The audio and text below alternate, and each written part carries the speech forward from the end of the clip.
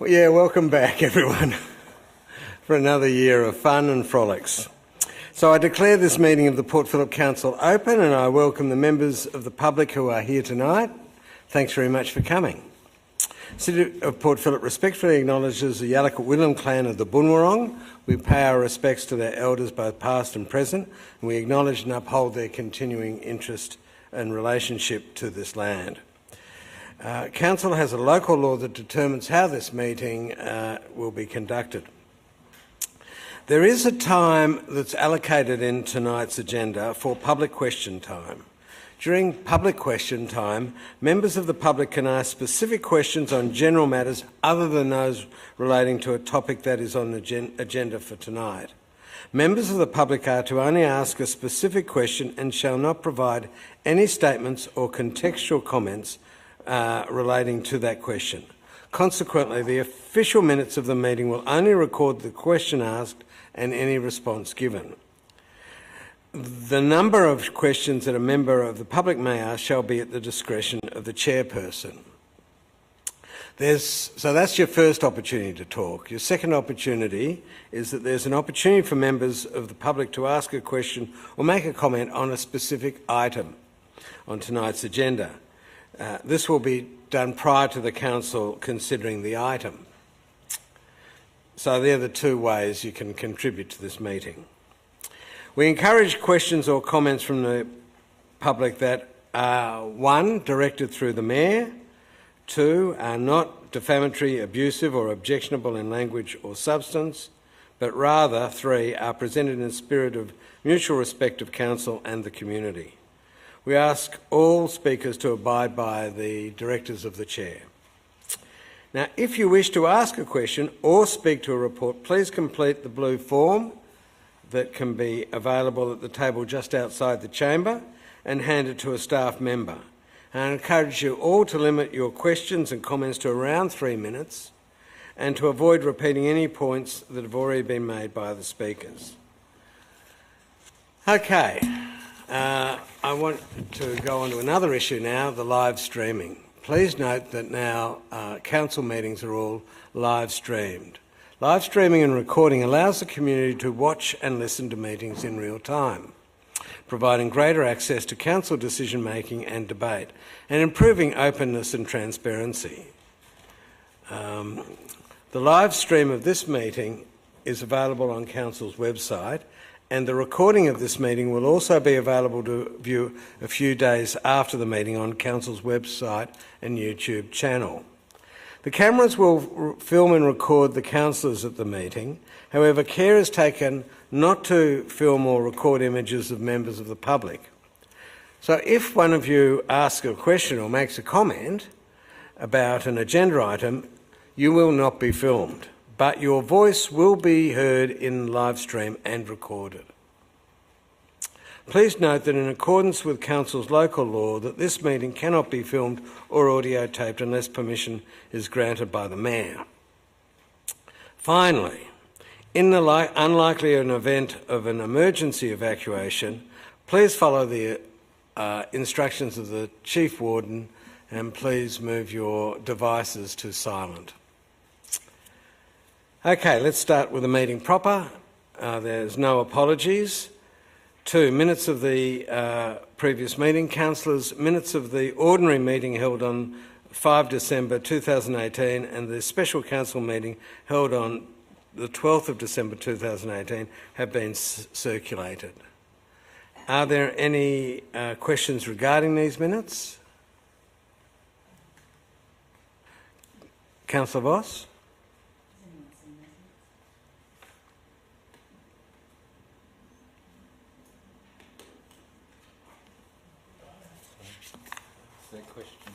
Have they actually been circulated? Did I tell a lie? So, excuse me, Councillor Gross, I have not seen the minutes. The last ones I've got are the 5th of December, so I may have just not seen them, but can you please clarify that that anyone else saw them? Right. May I ask an officer? Through you, Mr Mayor, the minutes were circulated following the meeting on the 12th of December. I'll reconfirm that they're still available on the councillors' portal, but they're also available on the public website. Thanks for clarifying that, Ms Pearce. Do I have a resolution in relation to those? Moved Councillor Crawford, seconded Councillor Bond. All those in favour? Carried. Declarations of conflicts of interest. Does anyone have a conflict of interest in a matter being discussed at tonight's meeting? There are none. Petitions and joint letters. Councillors, we have 4 petitions tonight and speakers to some of these petitions. Item 4.1, a petition requesting trees and garden beds in Foote Street, Albert Park. Councillors, we have received no request to speak on this particular petition. So can we have a councillor question, or you're moving it? So it's been moved, Councillor Pearl, seconded Councillor Simic. The speakers against. All those in favour? It's carried unanimously. Item 4.2 is a petition requesting weekly sweeping of Iffla Street, South Melbourne. Councillors, we have received one request from a member of the public to speak to this item, and now ask for Patricia Lindrum to come and sit at that seat there, that one there, and there's, if you look in front of you, there's a microphone which needs to be adjusted. That's right. Thanks very much, Peter. Where should the mic be?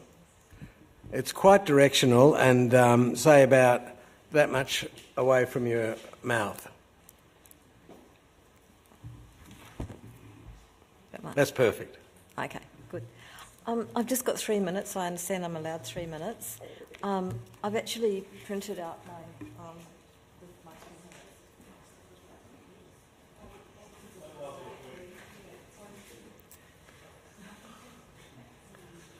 Thanks very much, Ms Lindrum.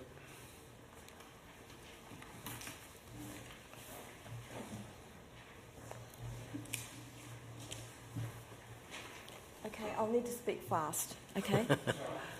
Okay, oh, I'll need to put my glasses on. Thank you. Okay. The petition draws the attention of the Council to the fact that South Melbourne's Iffla Street is lined by mature Queensland box trees, which are an aesthetic and shade asset to the community, but drop their leaves in great quantities during November, December and early January, coinciding with heavy summer rains and thus blocking drains and causing flooding of streets, cars and properties. The leaves accumulate in gutters and on nature strips and pavements where they can be a slipping hazard. This autumn for native trees also coincides with the Christmas holiday season, so that the already insufficient street sweeping is worsened by holiday rosters. The 62 petitioners request that Iffla Street, including nature strips, be swept weekly from the start of November until mid-January each year. We are not asking for weekly sweeping of our street throughout the year. We're only asking that it be weekly from the start of November to mid-January, which is only 11 weeks. So for just 11 weeks out of the entire year, we ask that Iffla Street be swept weekly, because that's when we really need it. That's the time of year that the nature strip trees on our street drop their leaves. They're native evergreen trees that shed their old excess leaves during November, December and early January. For the rest of the year, they drop few leaves and are not a problem. The petition makes no comment about street cleaning during the rest of the year. It only claims that the service is currently insufficient for November to mid-January. Depending on whether we have a warm or cool October, the leaf drop may start a week or two earlier, but there are always plenty of leaves to be swept by November. The request for weekly sweeping from November to mid-January is not a random one. It's a local knowledge assessment of what's needed, based on many years of on-the-spot observation by the people of the area. We want the Council to know so that it can tailor its services to meet the need. Residents do look to the Council to provide street sweeping. It's a primary service of local government, and the quantities of leaves November to mid-January are too great for individual residents to deal with. Residents should not have to be wading through floodwaters using garden rakes to try to unblock leaves from street drains when heavy summer rains coincide with Iffla Street's leaf season, as happened last December and has happened many times in previous years. Other areas with different trees require more attention at a different time of year, perhaps the traditional autumn, when they drop their leaves. In Iffla Street, we could possibly manage with less attention then. We're just saying, help those other areas when they most need it, and help us when we most need it, especially as our 11 weeks of need are totally predictable every year. The officer's comment in the agenda seems unnecessarily defensive. The petition is not about the overall standard or frequency of service throughout the rest of the year. The petition's focus is on a particular problem at a particular time of year, November to mid-January. Of course, nothing can be done right now. We're talking about November, but residents would appreciate Council's assurance that their request will be included in plans for street sweeping, perhaps including provision for increased street sweeping in the Council's next budget. Thank you for listening. Thanks very much. Councillors? Patricia, could I ask you to... Oh, sorry, I made a mistake. We have a question from of the officers. Yes, Councillor Pearl? Just a quick question. You mentioned that the frequency isn't necessarily an issue. Is there some other way that council... Sorry, the frequency is detailed in the officer's response isn't necessarily the key point. Is there something council can do better in your street, you think, to increase the effectiveness of the times they are actually coming around? Look, when I was collecting the petition, numerous residents came up with various suggestions, and because they've observed the streets cleaning, so they can see what a lot of the problems are, challenges are, and a lot of them have suggestions for solutions. For example, they've said, look, there's a lot fewer cars parked after about 10 o'clock in the morning, and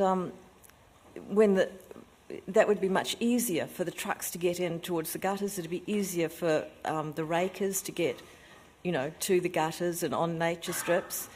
That's just one suggestion. But they've also said, well, look, if we knew if it was once a week during the leaf season and we knew that it was on a particular day that they were definitely coming, then we could sweep out in front of our properties. We could sweep leaves into piles into the road, and that would make it easier for the trucks to just collect. Things like that people are willing to do, but at the moment they don't know when the trucks are going to arrive. They seem to be unpredictable, and there can be a lot of gaps, in between. There can be as much as 3 weeks gap between collections. So it would be easier in that time of real concentrated need. If you had it once a week, then you could say something like, every Thursday they're going to be here. Every Thursday you can be sure that the sweepers and the leaf trucks will be here, sweep out the leaves. But if they don't know and sweep things, collect leaves, and the truck doesn't arrive, then the leaves just blow all over the street again. So everyone's efforts are wasted. I'm sorry, was that enough answer to your question? Yeah. Are there any more questions of Ms Lindrum? Thanks very much, Patricia.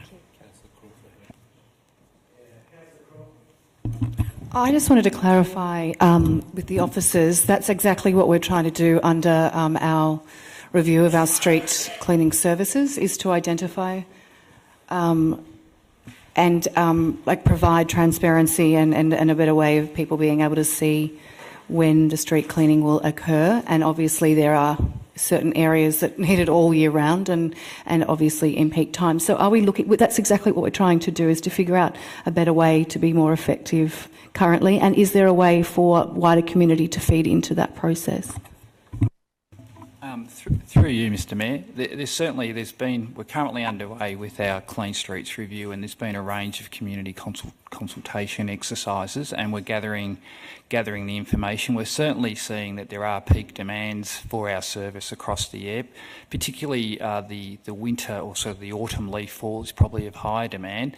There is also some evidence that through the hotter months, particularly January, that there's increased demand when trees do shed due to climatic conditions. So it's certainly part of the review to have a look at how and what possibility there is to respond in an economical manner.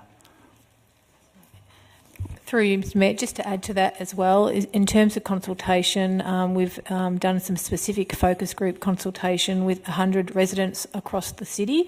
We're also looking at previous community satisfaction scores as well. But in relation to the feedback that we've received through the petition, we'll capture that in this process as well. Thanks very much, Ms Blair. Councillor Pearl?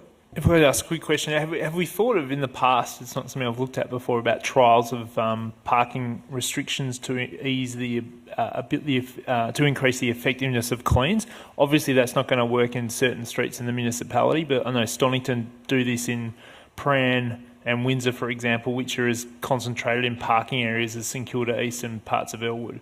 Is it something we've looked at doing or trialled?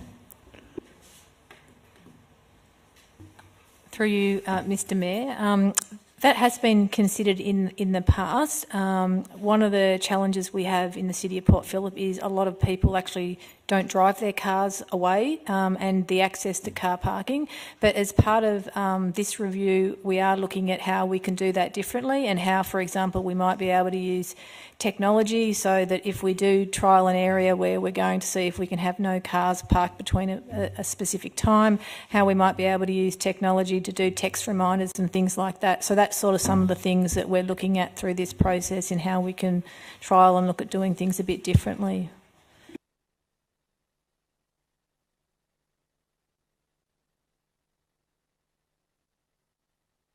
Councillors, we've got a recommendation. Councillor Pearl? Move Councillor Pearl, seconded Councillor Copsey. Do you wish to say anything, Councillor Pearl? Anyone has a contribution to make? Councillor Copsey? This is in the recommendation, but thank you very much for bringing this issue to Council's attention. The level of satisfaction with street cleaning is something we're really seeking to improve, and it is very variable across the year. Certainly in Lake Ward we have, and in Elwood, huge demands for the plane trees when they're shedding, but it's really good to know about what's happening in your street as well. And I'm confident that the officers have captured that and it'll be considered as we look to improve this across the municipality and bring about better outcomes for each street, hopefully. Thank you very much. Any further? Do you wish to close, Councillor Pearl? Yes, just want to thank the community for sending a very clear message. So here's a good group of 60 people that obviously want improvement in their street that we can potentially use as a trial. These people obviously are willing to try something different to improve their street. Following the conversation in December that drove this petition, I didn't spend time, but I went and sought out some time with the street cleaning team, and it was pretty fascinating just watching them for an hour in terms of the level of work they do is of a very high quality, but the effectiveness of that work can be vastly improved with some simple alterations. So in one street in Port Melbourne, up and down 5 times with blowers, but the effectiveness of those blowers on the cars and the damage that they can cause cars, etc. It varies from street to street, and there's some streets that require very little attention and other streets that require more attention. So a one-size-fits-all approach probably doesn't work in some respects, but we can be a lot more effective. This response probably doesn't go as far as you would necessarily like, and we understand that, but I think it's probably proportional for what we're looking at tonight, but we won't forget what you've brought here tonight, where you are and the amount of people that you potentially have, because I think it's a simple problem that if we can work out how to fix this problem in your street, we can do it more effectively across the whole municipality, and you have our commitment. That's exactly what we want to do. So thank you for coming here and taking the effort to speaking to 60 plus residents. Not many people do that. Lots of people complain about their problems to us all the time, and we're happy to hear that. You can email me at marcus.. No, anyway. But it's heartening to see somebody that's gone out there and say, yes, let me see if I can verify this problem with my fellow residents, which you've done, and then bring that to council with also some constructive suggestions, which we appreciate. But we need to fix this problem for you, and we'll work towards doing that. Thank you. Thanks, Councillor Pearl.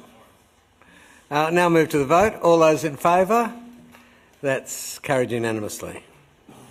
Item 4.3, petition to allow dogs to timeshare City of Port Phillip beaches. Councillors, we've received 3 requests from a member of the public to speak to this item. I'd now like to call on Susan Taylor to have a chat to us.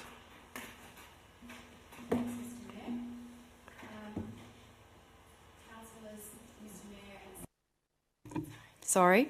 Thank you very much for considering this petition, which I think is largely self-explanatory. I first wanted to quickly outline the fact that I do have an interest in this matter myself. I'm a resident in Elwood. I own a big bouncing groodle, and I was fined by the council about 7 years ago for having a prior dog on the beach at about 10 to 7 in the morning one day during summer. But none of those elements is what motivated me to launch this petition. For me, the sight of our beautiful beaches completely empty early in the morning or late in the evening during summer is a real shame. And as you know, the local residents in the City of Port Phillip love the beaches. This is why we live in this area, many of us. And to be able to use the beaches more at a time which I don't necessarily think would affect others would be magnificent. I think a lot of people would enjoy it immensely. I've researched all the other councils in Victoria in whose area there are beaches, and I cannot find one which has a complete ban. They all have some form of time sharing in place. The hours may differ, but there are time sharing arrangements everywhere in the other councils, and I've got copies of those arrangements here with me if it would help council to see those. I'm more than happy to leave them here.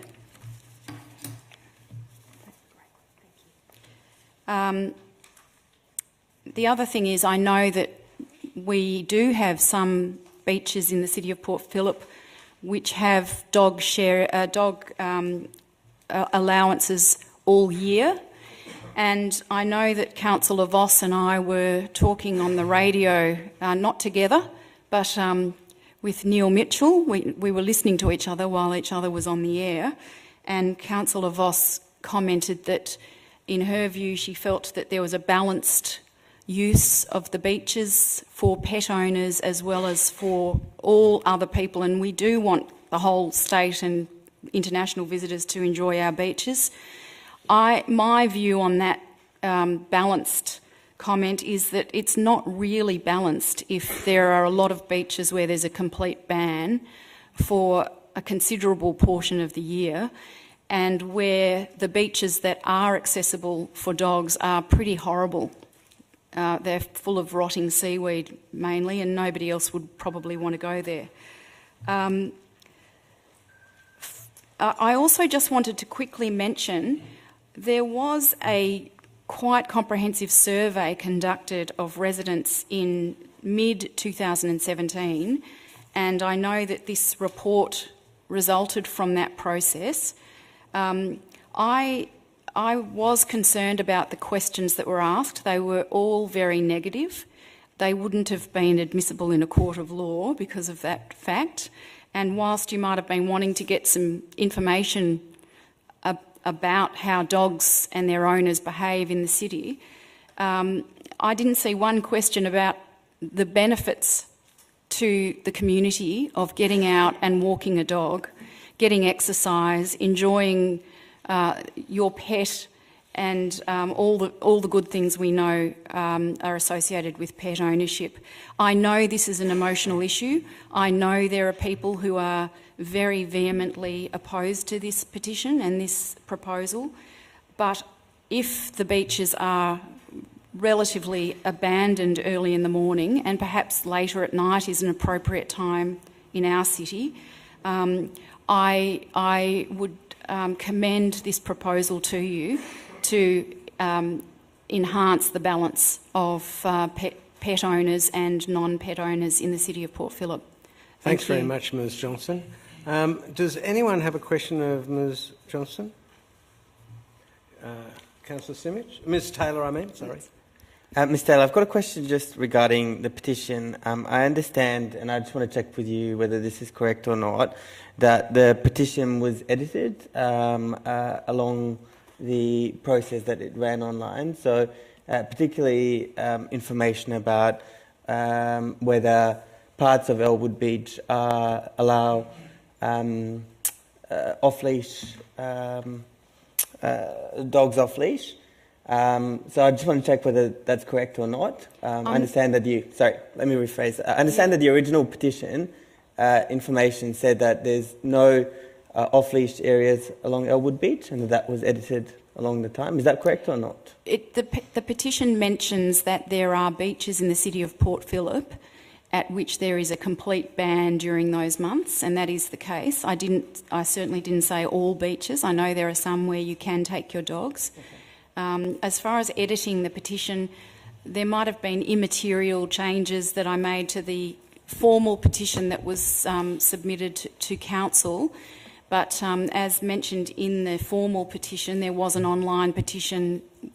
It had a few other facts that I didn't think were necessarily relevant for you as councillors to consider, which painted a bit more of a picture about it, but otherwise it was generally the same format and content. I actually have a question. So your formal petition had 5 signatures, but your online presence had more than that. It had 674 at the moment, and there are still people adding their names to it. And that's exactly the same as the petition that's formally presented to us. It's got some minor wording changes. Thanks very much. Thank you. Immaterial, minor wording changes. Right. Thanks very much. Thank you. Sam Zaid?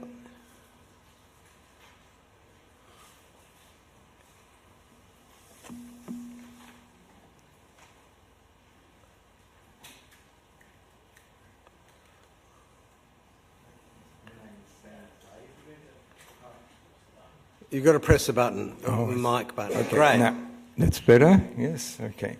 Well, I have a couple of problems with this petition, and one of the problems is that it's actually based on things that are not true.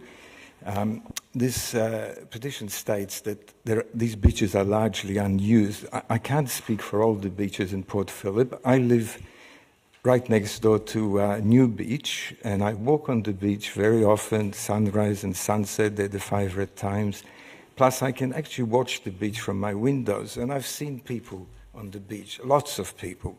People doing what I do, just looking at the sunrise, sunset, people exercising, people swimming, playing frisbee games, picking up rubbish and sorting it, people meditating, sunbaking, taking photos, and families coming to the beach on hot evenings to cool off, lots of them. So this assertion that beaches are largely unused at those times, certainly not true for that beach anyway. So the other point that is untrue is this total ban thing, which the speaker was a little bit vague about. There is only one beach where there's a total ban, and that petition should be addressed to the Port Authority, because that's the only beach in the city of Port Phillip where there's a total ban, the one past Sandridge Beach.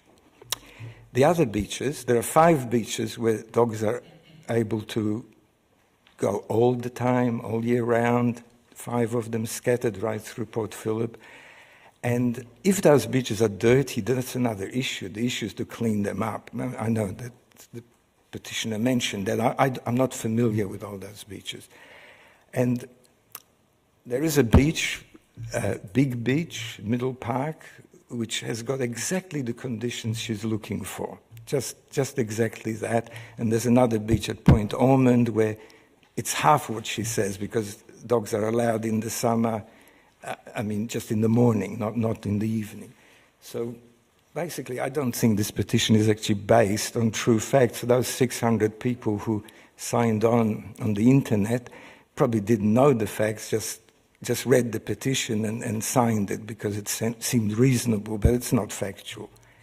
And then I've got a personal problem with this. I'd like to make the usual disclaimer. I'm not a dog hater. I've had dogs. I've had 2 dogs.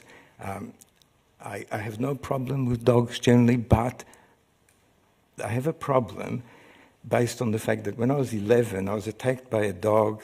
I had to go to hospital, couldn't walk for days, still got a slight injury. And when I walk on the beach, if there's a dog coming bounding towards me, I get into defensive mode. I look to protect myself. And then the whole point of being at the beach is lost, because I came there for peace and tranquility, not to have a dog run at me. And this isn't helped by the fact that a few summers ago, one summer on New Beach, when dogs were not allowed, I was actually jumped on by a huge dog who scratched me and left great welts on my thigh. So I have a problem with dogs being on all the beaches all summer, particularly in those times, morning and evening, which are the key times that I want to enjoy the beach, not so much when it's 40 degrees in the middle of the day. Anyway, that's probably all I have to say. I can leave my notes, if what I've said, if that helps. Okay. Thanks very much. Thank you. Anita Singler, please. Sorry, Anita, could I ask you to say for the record your name and suburb? I should have asked the others to say that, and I neglected to do that. My name is Anita Singler. Am I heard well? Is that... Perfect. Okay. Well, I'll try not to... And suburb?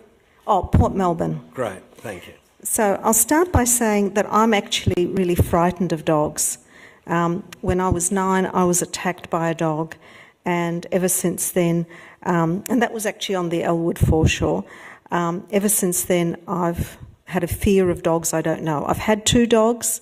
I have family who have dogs, and I'm happy to walk those dogs because I know them. So it's dogs that I don't know that basically I don't trust. So when they're off-leash in my vicinity, and they don't have to be close, I'm very scared. So that does affect my ability to relax and be on the beach. Previous speaker mentioned some of what I wanted to say about the facts. The 5 beaches in the city of Port Phillip which are off-leash all the time, which is fine. I think that's a good thing. There are 7 dog off-leash beaches in autumn, winter and spring. And the central one in Middle Park, which was mentioned, has exactly what the speaker wants, plus an extra half hour in the morning, actually finishes at 10. One of the Elwood beaches was also mentioned, is allowed off-leash in the mornings from 5:30am to 9:30.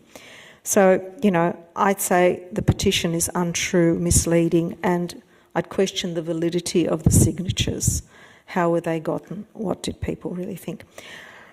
The other thing is the beach is not inclusive. There's no diversity of beach usage. And is that fair? Is that fair to the people like myself and for various reasons? If the petition is granted, people who want dog-free access will be prevented from using it between 7 p.m. the evening before and 9:30 a.m. the next morning. And you could argue that these are favourite times for people to use the beach anyway, sunset, sunrise, and also when people aren't working, and as mentioned, when it's not as hot. So it's not really time sharing. I think that's a misnomer. I think it's time monopolising. I just have two more points.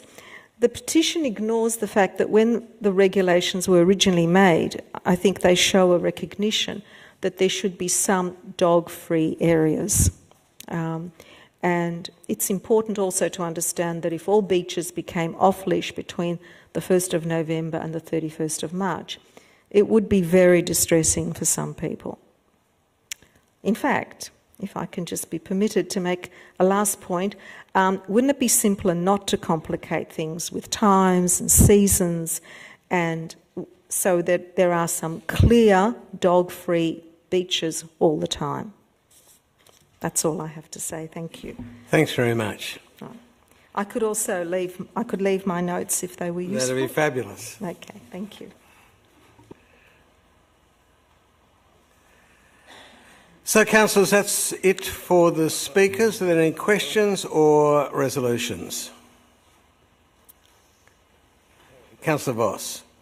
Thank you, Mayor. I'm just wondering if we can have a bit of an outline of what the process is that is going on at the moment that's discussed in the officer's recommendation.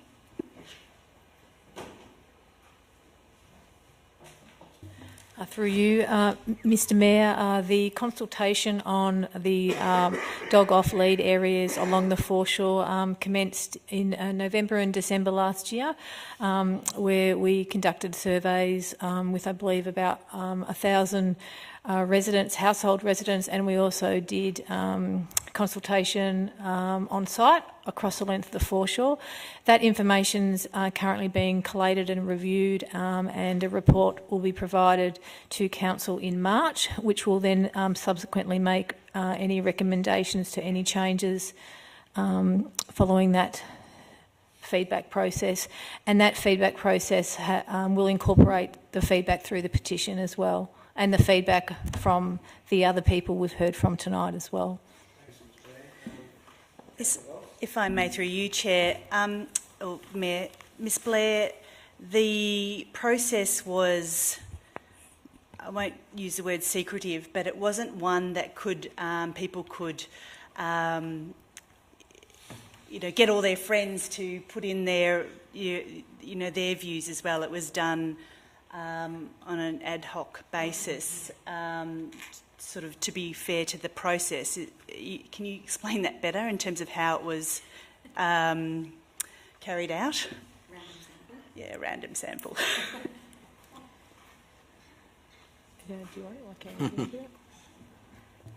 Yeah, through you, Mr Mayor.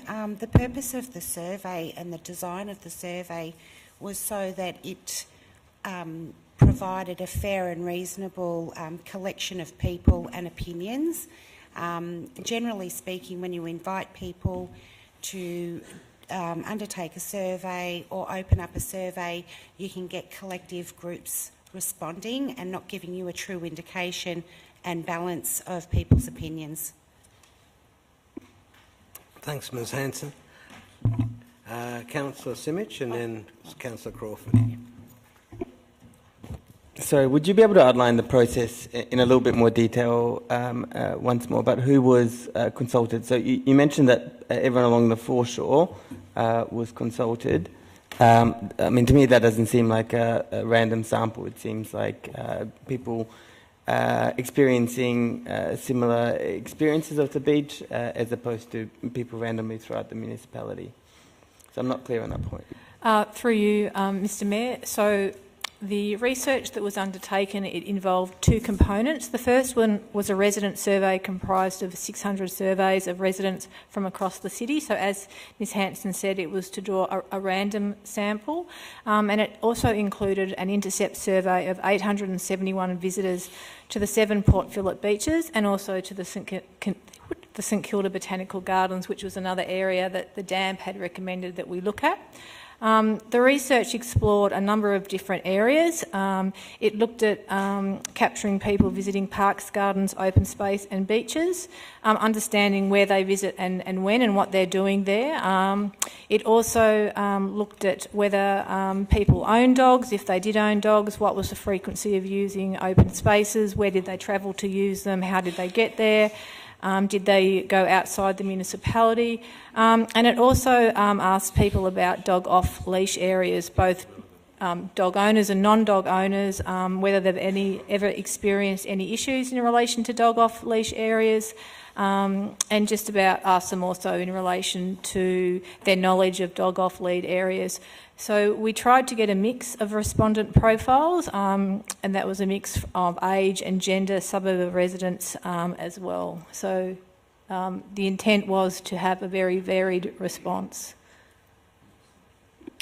Thanks.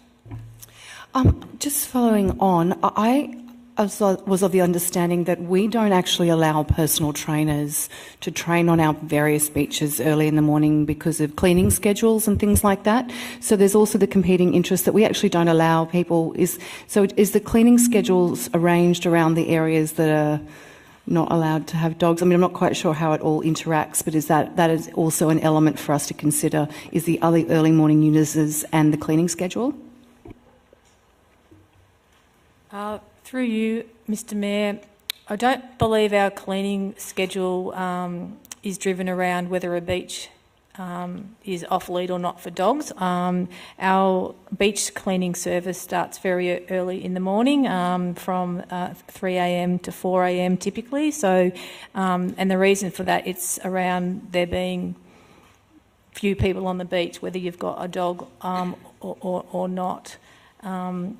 The areas where there are dog access all year round are typically where there's a lesser use by humans, and the dog off-lead areas across the whole municipality have really been determined over a number of years, and it's really been aimed at trying to get the right balance, whether you have a dog or whether you don't have a dog, and that can always be challenging, and particularly in the city of Port Phillip, where we have such a strong visitor base as well. It's always trying to look to see how you can balance everyone's need and provide a cross-section of variety for everyone. Thanks very much. So if there are no further questions, councillors, do we have a resolution? Councillor Voss is moving. What are you moving, the officer's recommendation? And Councillor Copsey is seconding it. Thank you, Mayor. I'd like to speak to this resolution and, welcome it, because this is very emotional. I've had numerous people come to me over the last few months around whether we can walk dogs or not walk dogs on the beach on both sides. And, I've listened to every one of them, and everyone has valid points. And it is an emotional topic, as you can hear now. I have two.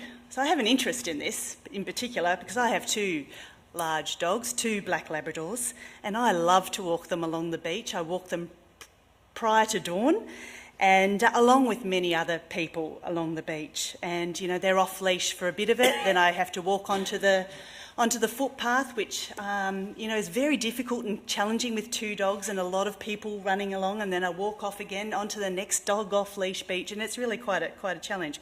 But at the end of the day, I'm actually really looking forward to hearing what the community has said in this random report, and it isn't biased by any particular group. I'm looking forward to the outcome and to see what the investigation has come up with. We have almost 7,000 dogs in our municipality. That's quite a lot, and so we do need to cater for them. And we've got around 110,000 people, but 7,000 dogs and a lot of cats as well. But it's the dogs we're talking about today. But under the Act, under Section 68A of the Domestic Animals Act of 1994, Council's obligation is to prepare a plan, an animal management plan. And so we've done that, and one of the actions under that plan is to review it, in particular the dog off-leash areas. So that's what we're doing. We're in a process of doing that, and I'm very keen to see the outcome. And so the recommendation is to note and receive this petition and take it into account when the March 2019 report comes back around what that result was. Thanks very much. Councillor Copsey, no? Any others? Move to the vote. All those in favour? That's unanimous. Thanks very much. Item 4.4, it's a petition, another petition, requesting additional plantings and new benches at the Mitty and FL Dawkins reserves in Broadway, Elwood. Councillors, we've received one request from a member of the public to speak to this item, and I now call on Christopher Gendala to come and speak to us. Christopher, can I ask you to say your full name and suburb into the microphone for the record? Good evening, Mayor. Good evening, councillors. My name is Christopher Gendala. I live at 24 Broadway, Elwood. Do I need to read the petition, or can I assume that the petition has been read by the councillors? You can assume it's been read. Okay. 24 Broadway is directly opposite Goldsmith Street, and each reserve is to its side. So my family and I have lived there for over 40 years.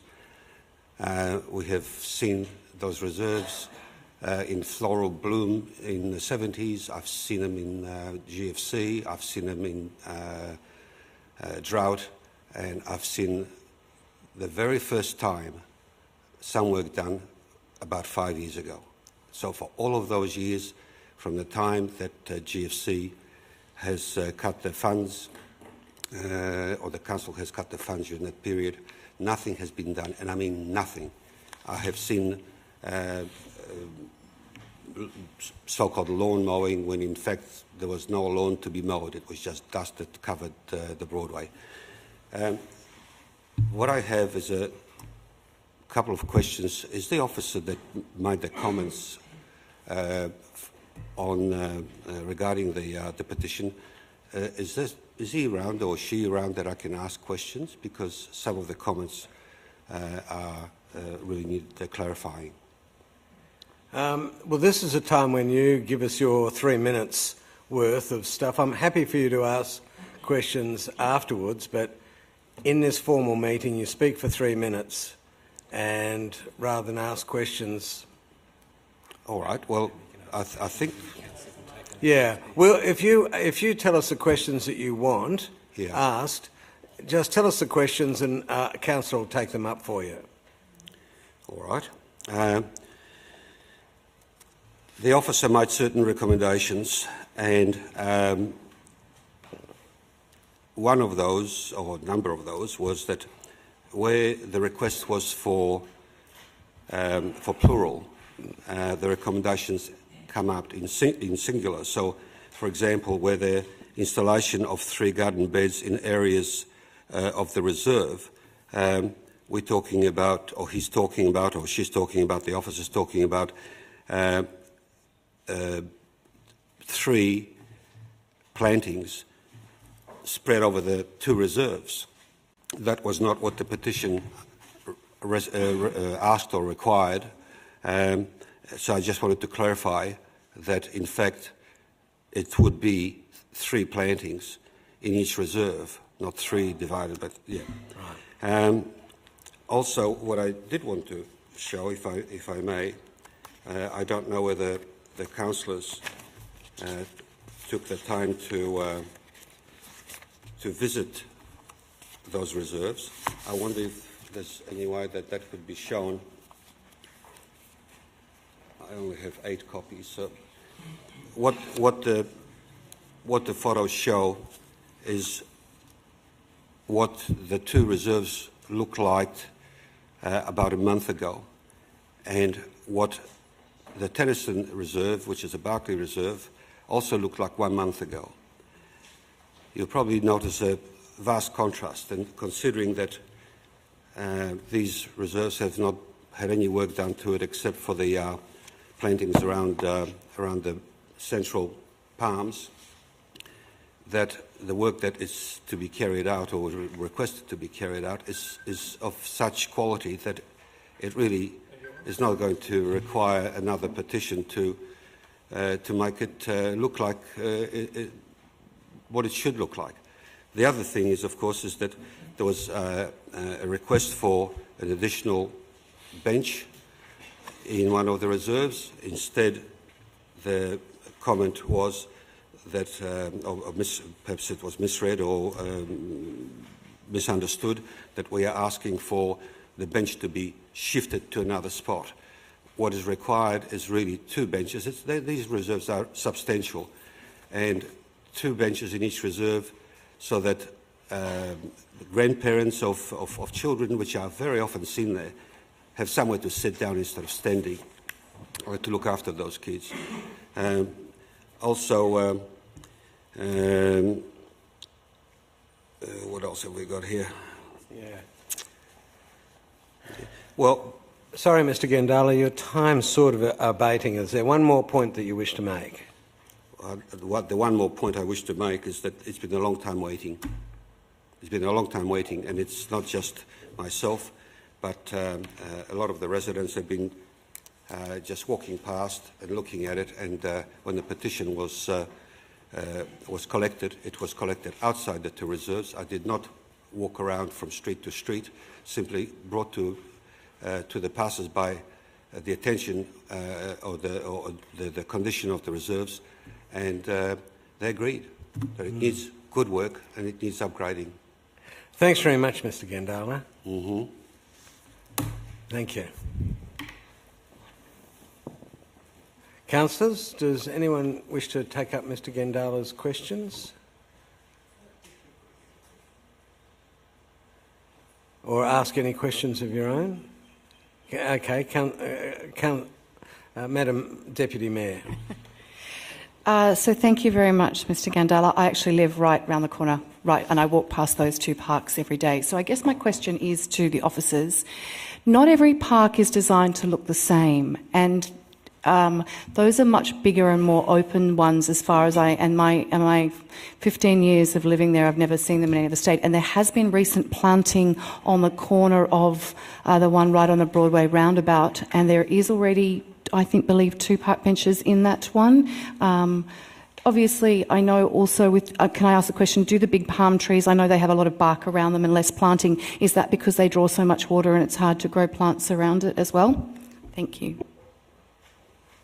Through you, Mr. Mayor. The 2 parks do have a lot of trees within it. Growing garden beds beneath trees can be pretty challenging, whether it's shade or roots. The palm trees, they've been mulched due to the fact that it was challenging to grow grass. Adding garden beds in these areas within root systems of a palm tree would not succeed, so therefore they've just been mulched and maintained that way.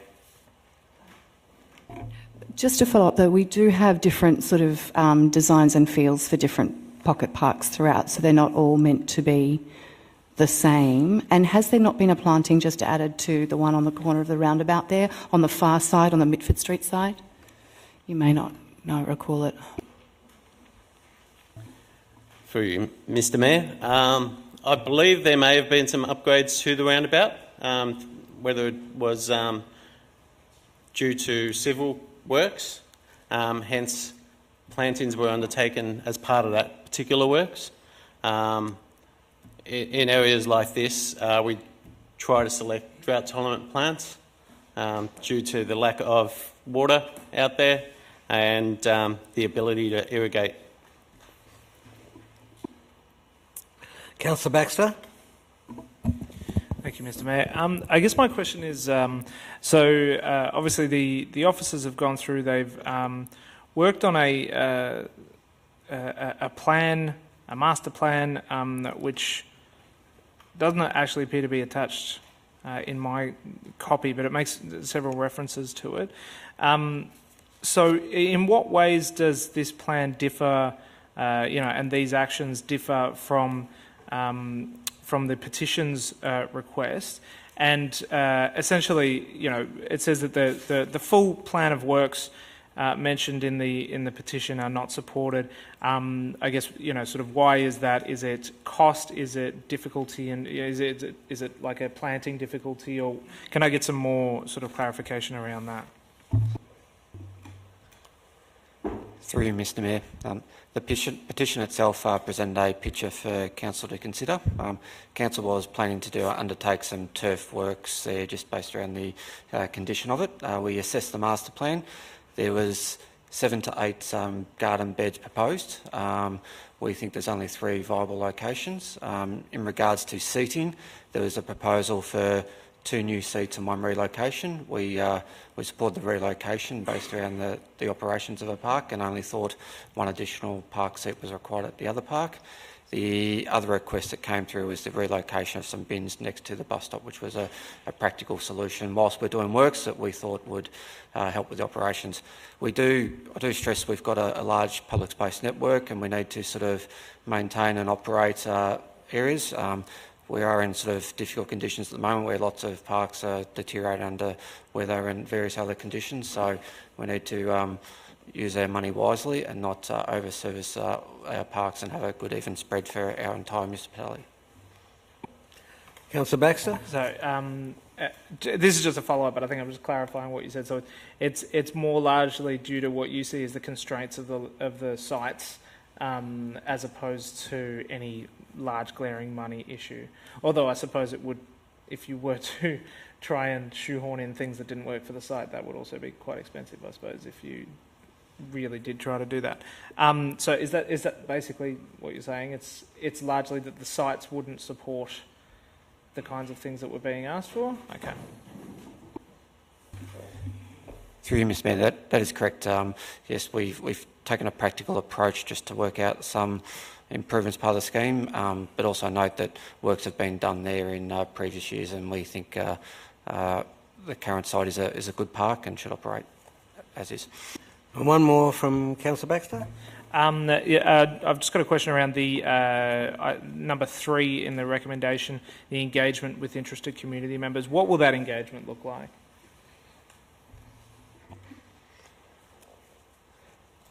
Through you, Mr Mayor, that would look like working with the people that have made effort to communicate with us to work through our resolution on their design just to visualise where those garden beds are and the works that we're doing. So it'll be an informed approach to show them so they can understand what we are delivering.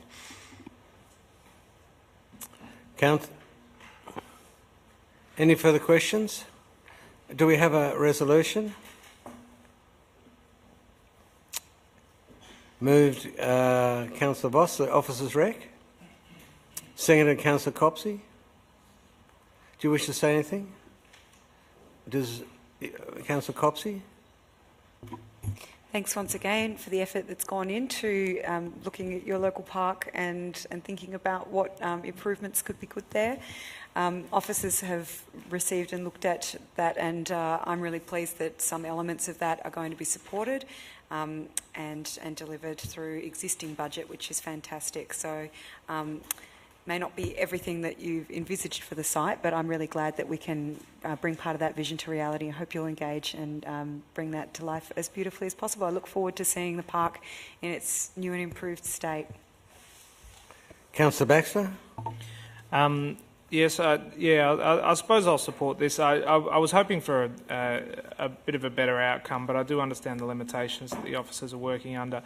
I guess I hope that the engagement with the community members, you know, even if it isn't necessarily going to be a full deliberative process, that will be as good as it can in terms of working with people to make sure that, you know, that they can understand the limitations there and get the best out of what we can do on these sites, because you know, open space is really important. We can make these places better. Let's do it really well and make sure we've got good buy-in from the community. Councillor Voss, do you wish to close? I'll now move to the vote. All those in favour? That's unanimous. Thanks very much. Agenda item 5 is the ceiling schedule. There is none. 6, public question time. There's quite a few. Tanya Canfield.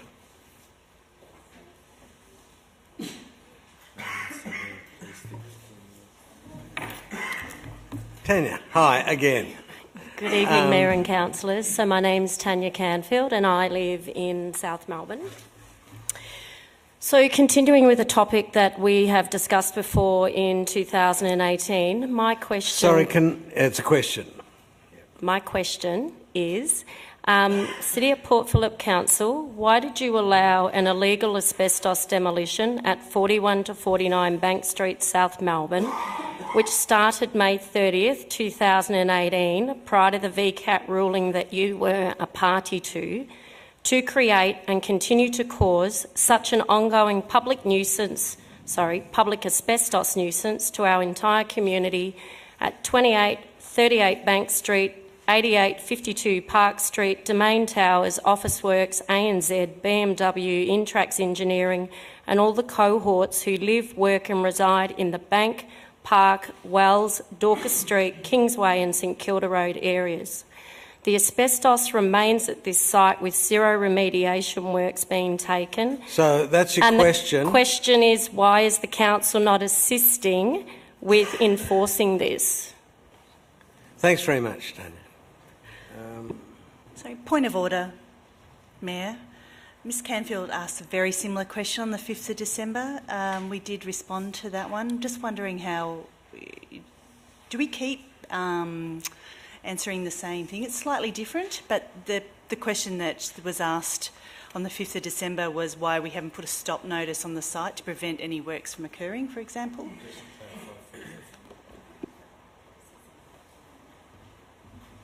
Through you, Mr Mayor, we don't have any clarity in our local law meetings procedures on members of the public who wish to ask repeat questions.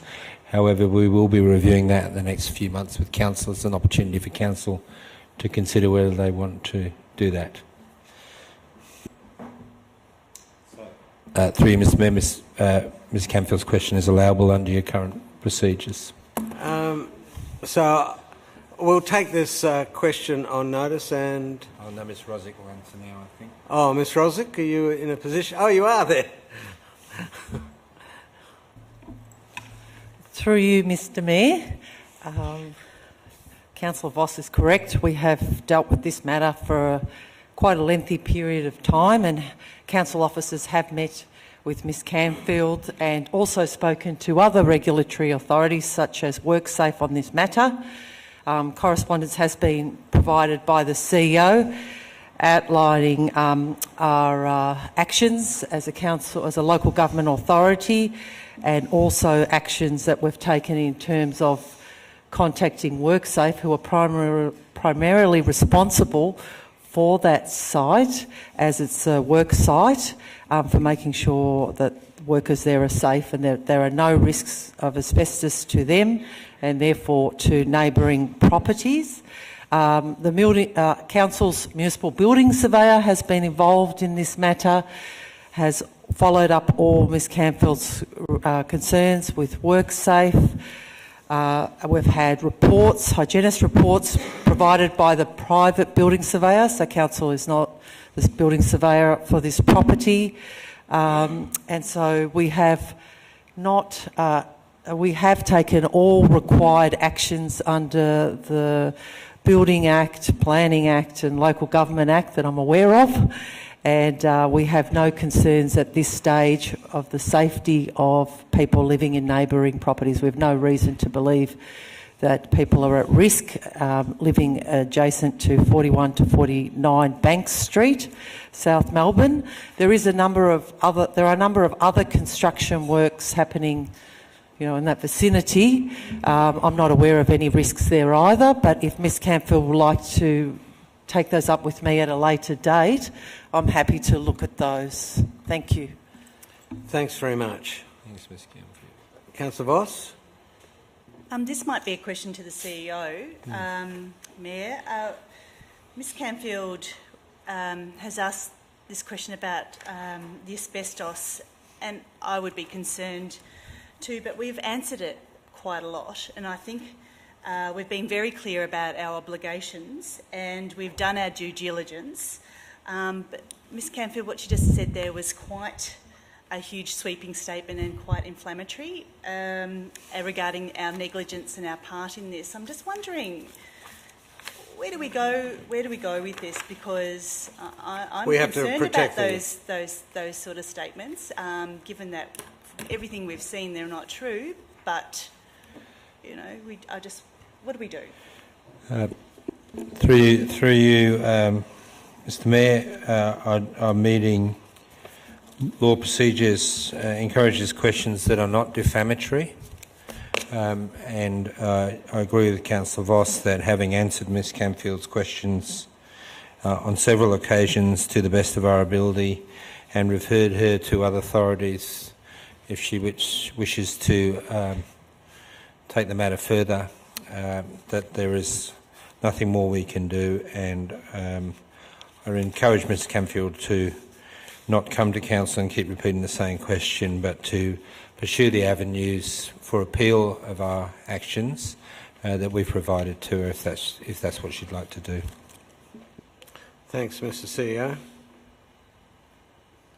Thanks, Ms Canfield. Christina Kinst.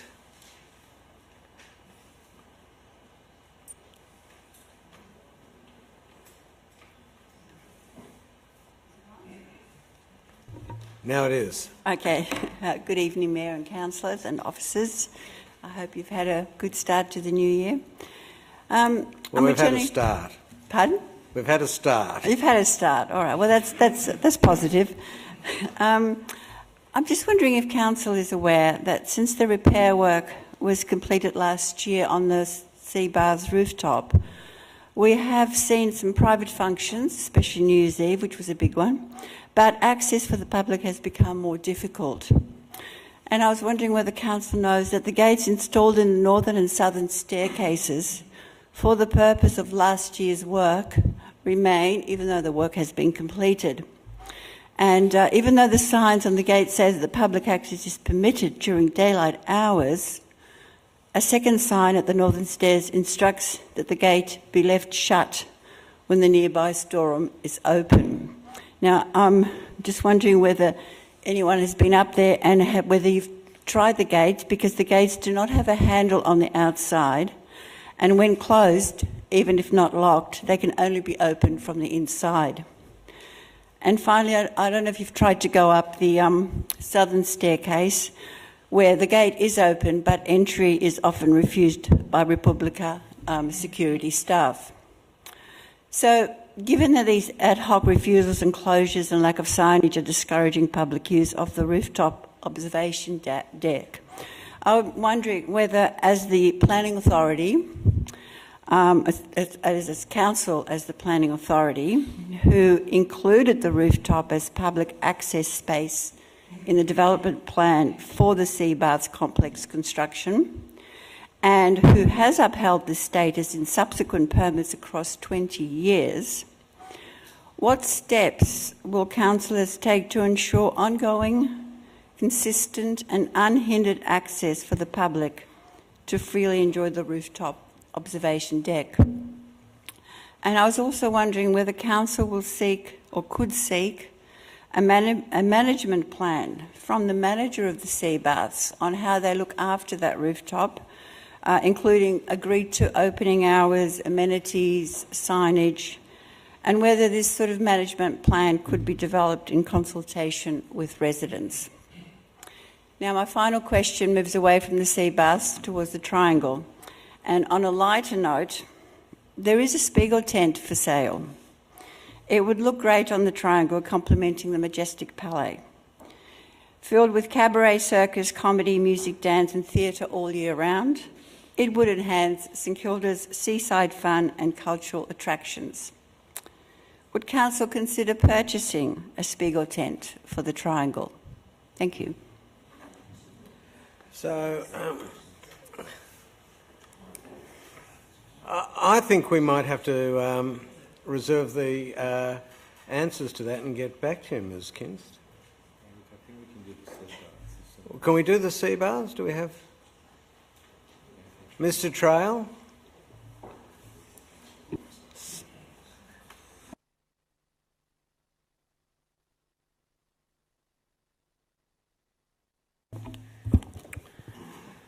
Through you, Mr Mayor, in response to that question, I made a call into Sea Baths management tonight on the way to council meeting.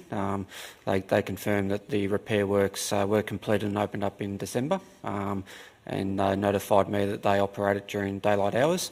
In terms of the management question part 2, I highlight DELWP are the land manager and where the agreement of CBARS is, so we can forward that on to our contact with DELWP, that request, so that is considered by the appropriate land manager in our role as the planning agent for this. Thanks very much. Ms Rosick? Through you, Mr Mayor, interesting proposal regarding the Spiegel tent. There's no immediate plans for the St Kilda Triangle site at this stage, but thank you for your suggestion regarding the Spiegel tent. Councillor Bond. Just to follow up to Mr Trail's response, I have here a photo I took on the 18th of January at 5:30 p.m. It's time and date stamped of the Seabaths rooftop from the Republic of Forecourt, showing barriers and signs saying no entry. This conflicts with your statement that they've indicated it's going to be open. Were you happy for me to send this to you? I submitted it through our help desk and got a response earlier on today, but are you happy for me to send this through to you to follow up with them, because they're not keeping the rooftop open, as they've indicated they are meant to? Through you, Mr Mayor, yes, I'm happy to follow up that. Just to clarify my statement, I said I'd contacted the CBARS on the way here, and what they passed on to me. I noted the discrepancy of time between the photo and your statement. Inquiries. Thank you. But good get, Councillor Bond. Councillor Brand. And just to be in on it too, I can confirm both the statements by Ms Kinst, because I was there as well when they we were twice refused entry to the rooftop by security guards of the Captain Baxter, and pardon? Baxter's. What's it called now? Not Captain Baxter. It's not yours. No relation. Anyway, it was pretty farcical, because then we were actually allowed to go through. Sure. We went through Baxter's around another way, about 2 metres away from where the security guard was blocking our entrance, so it was pretty funny. And you didn't go no. Sort of Kafkaesque. Yeah. Thanks very much, Ms Kinson. One more thing, through you, Mr Mayor. I'm happy to send photos as well to the relevant officer about, the times when those gates have been locked during the day, if that would help. Thank you. Adrian Young. Mr Young, can I ask you to say your name and suburb when you get to the seat? Thanks. Mr Mayor, my name is Adrian Young. It's not Young. Young, and I am from South Melbourne, Park Street, South Melbourne. Now, my apologies, sorry. So my questions are, I've got two questions. One, firstly, is related to that asbestos event. Now, I used to work on site contamination studies for project redevelopment sites. Now, I think my main concern is not what's happened. I think it's what's going to happen in the future, because there's a lot of buildings that are about that age where asbestos has been used along Park Street, and that's going to be coming up for redevelopment. Has council got a strategy to deal with that? I think that's probably my concern about this asbestos thing. I think a study can be done, and I think it's still being done, but I don't know whether EPA is involved anymore. But I know that the Royal Women's Hospital up at Melbourne University, that was held up for a long while because of asbestos has been found in the building.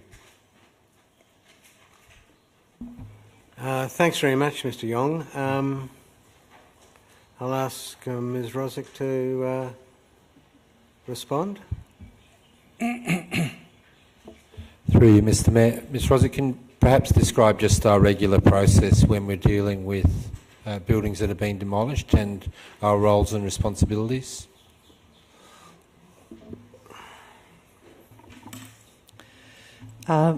Often, council is not the building surveyor in these circumstances. There's a private building surveyor, but they need to apply to provide information to council in terms of if they want to demolish something, they need a permit to demolish a building. So the developer or the builder is expected to apply to council for that permit.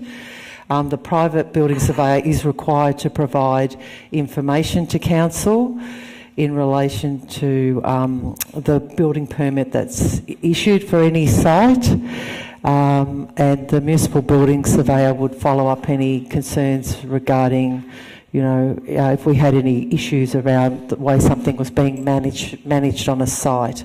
I don't have the specific details with me, but the actual obligation for the works sits with the private building surveyor or the person responsible for that site and the developer.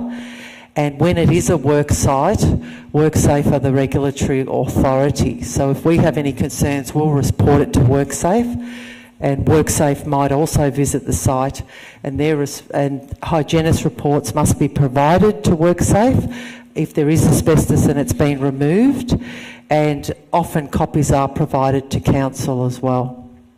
But I can provide further information to you if you'd like that, more specific details. That's just giving you an overview. Thanks very much, Ms. Ross. Mr. Young has a second question. Have you got a second question? Yes. My second question is regarding the Park Street vehicular access. I think, again, this has been kicked around for a while.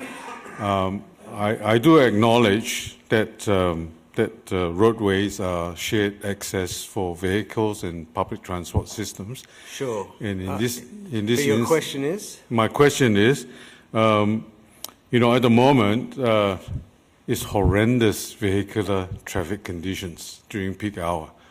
Wells Street is banked up back to, I think, Dawkins Street at least. During peak hour, there's no way of getting out for us who use Little Bank Street, and so it's starting to get. I think some drivers are getting very impatient. Yeah. And I think to say that, well, it is their fault if there's an accident, but let's hope that we don't get any fatal accidents along. Thanks very much. Is there a question? Well, the question is. Is council undertaking any work on this and to improve the vehicular access? Thanks very much, Mr. Young. Ms. Rosick?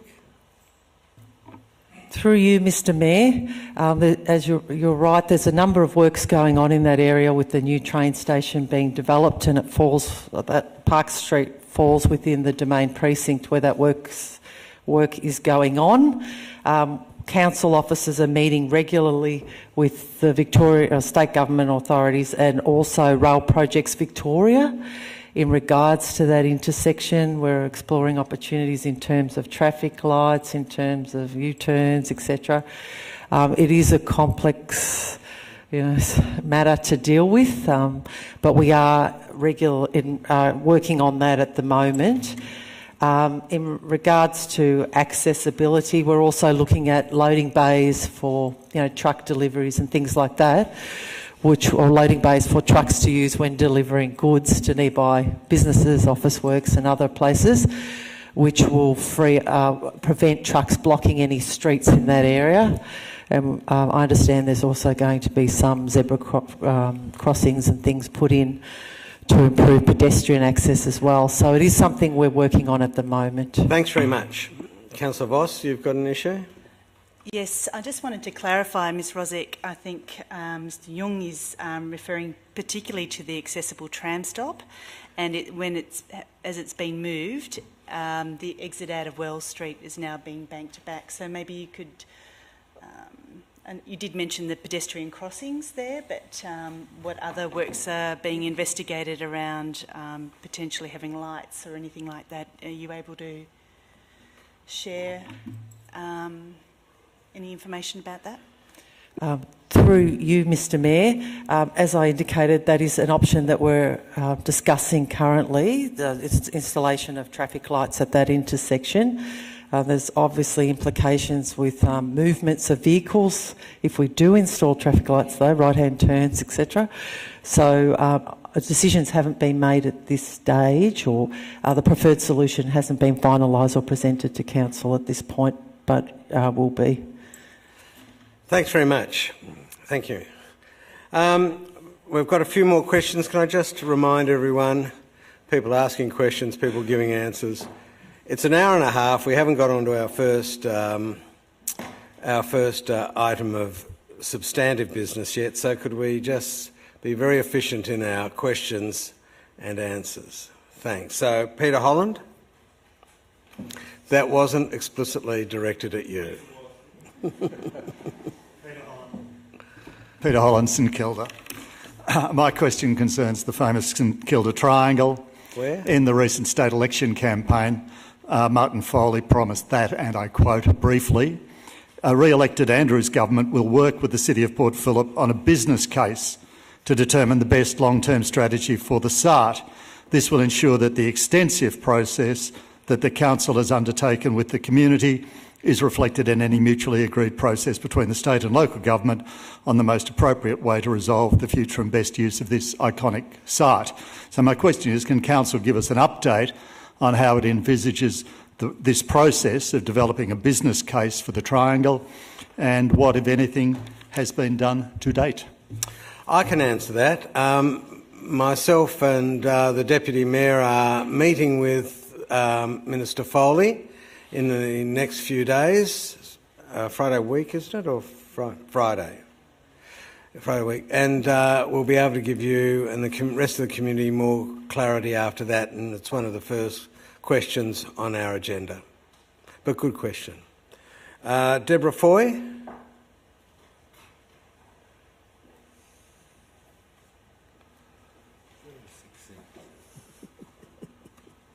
you, Mr Mayor. My name is Deborah Foy and I live at 9 Victoria Street, St Kilda, and I hope everybody heard the first bit of that.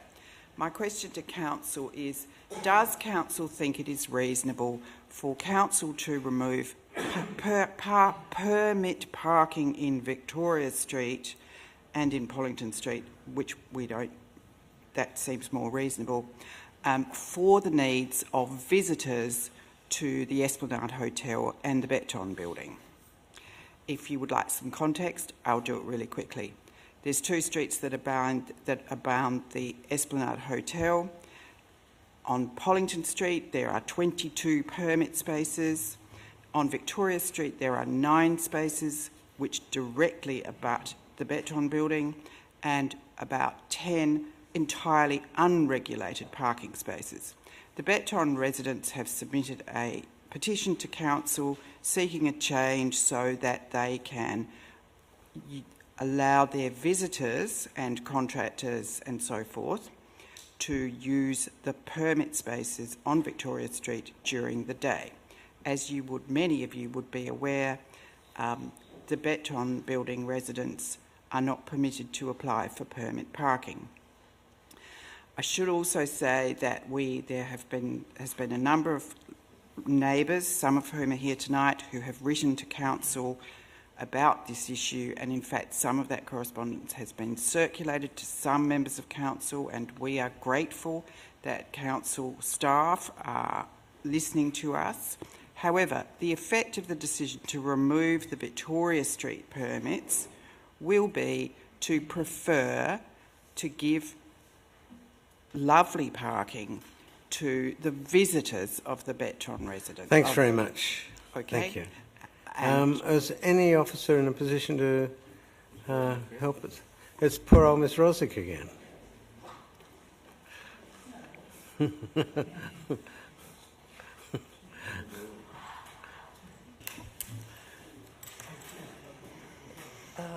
In the interest, through you, Mr Mayor, in the interest of time, I'll try and be brief. Obviously, this matter, reviewing parking restrictions in Victoria Street, came to council in October 2018 after a jointly signed petition. Council officers have obviously reviewed parking in that area. There's been extensive surveys. I won't go into details now because of in the interest of time. All that information is currently being reviewed. We do recognise the residents' concerns, and there will be further information provided in the coming months to residents and council. So thank you. Great. Good question, good answer. Linda Brown?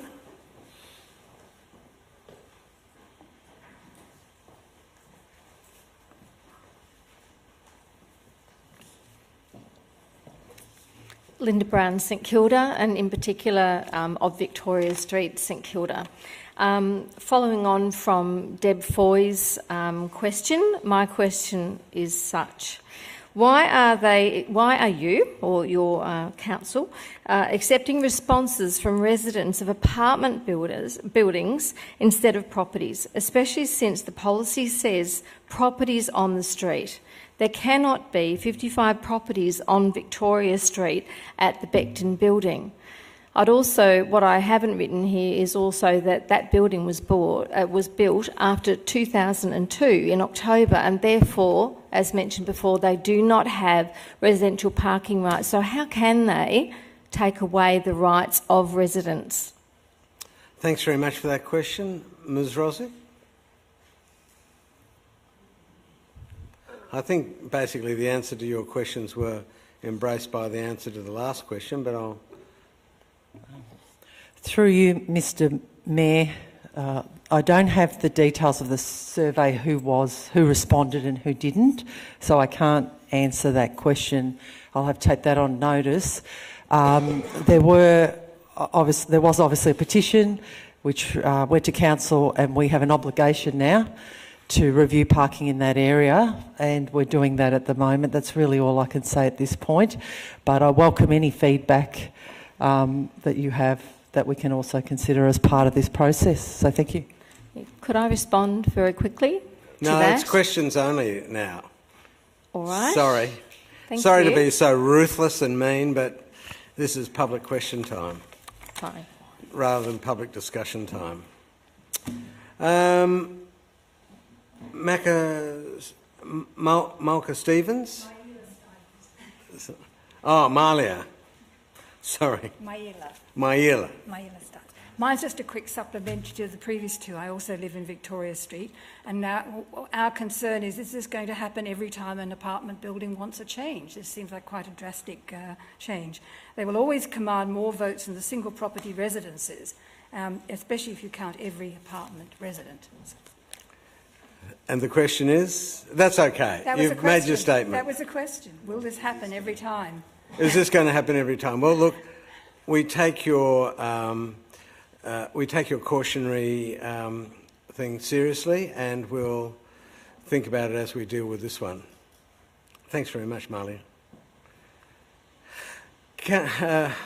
Deputy Mayor. Can I ask a question then of Ms Rosick around that we are at the moment currently looking at how we do parking in this city, because it does have to change, and that will include visitor parking, and there is new policy being formed at the moment. Is that not something that people can participate in over the next few months? Through you, Mr Mayor, that's correct. So as part of the move, Councillor recently endorsed the Move Connect Live strategy, and one of the actions is to review council's current parking permit policy this year.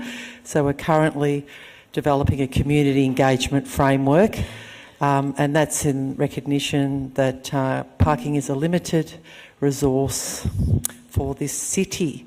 The matters discussed this evening are site-specific, but this policy will impact on everyone in the municipality. So thank you.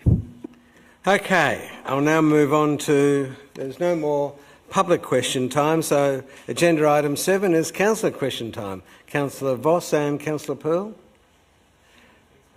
I might have two. So first one is I got a call from a member of the Emerald Hill Book Club that meets the first Tuesday of every month at the Emerald Hill Library/community room there.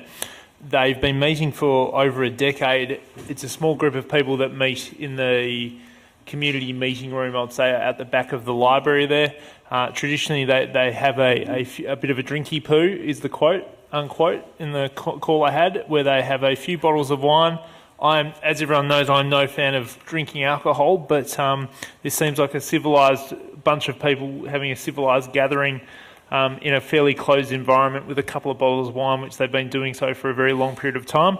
They were recently told by council officers that this was no longer acceptable given council policy. I was just wondering if officers could let us know what's changed and what's happened there. It's a question without notice as well, so. We'll take that one on notice. We'll take that one on notice, Councillor Pearl. And have you got a second one? The second one was there was obviously a few incidents at childcare centres in the past few months. One was a security issue at Bubba Womanjika. I'm just wondering if officers could give us an update on what's happening with upgrades to security at that centre and what the timelines of those upgrades will be. Good question.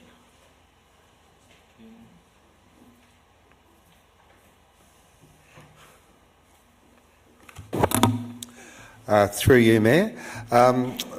Council engaged a security consultant to look at security for all of council premises, and we've fast-tracked the recommendations in relation to the childcare centres. I'd have to take some of this on notice and get back to you with exact times, but work has already commenced on all of the recommendations in relation to that particular childcare centre. So that work has commenced. Councillor Voss. Mayor, I have 4 questions tonight, but I'm happy to just ask one and take others in between. My first question is about the VAGO report. So the Victorian Auditor General released a report on asset management late last year, and I wanted to ask the organisation what long-term asset management strategy development, about our long-term asset management strategy development, when we'll see this for our significant assets.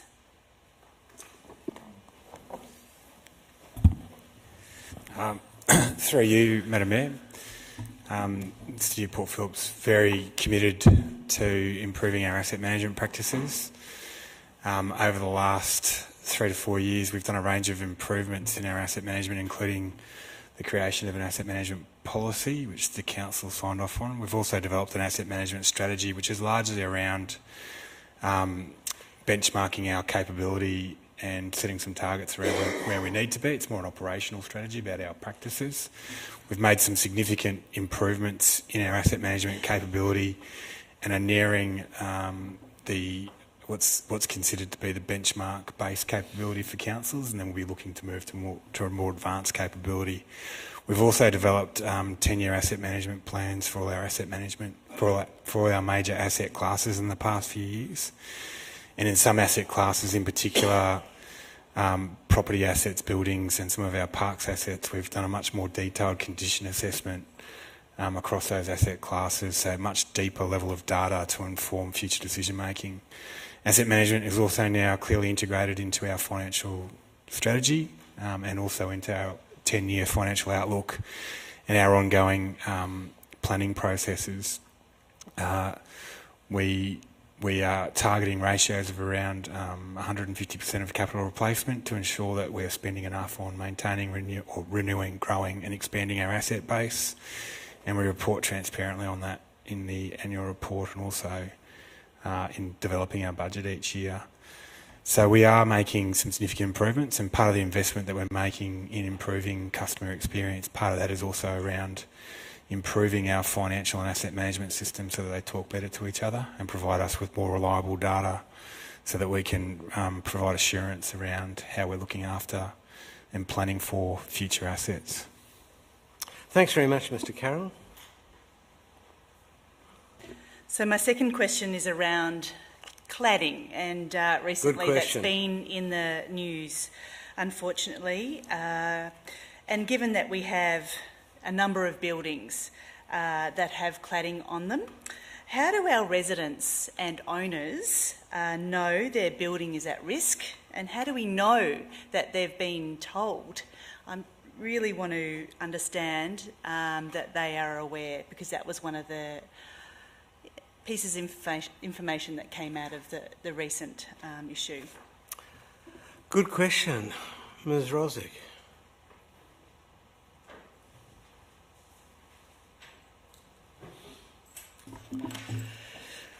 Cladding. Through you, Mr Mayor.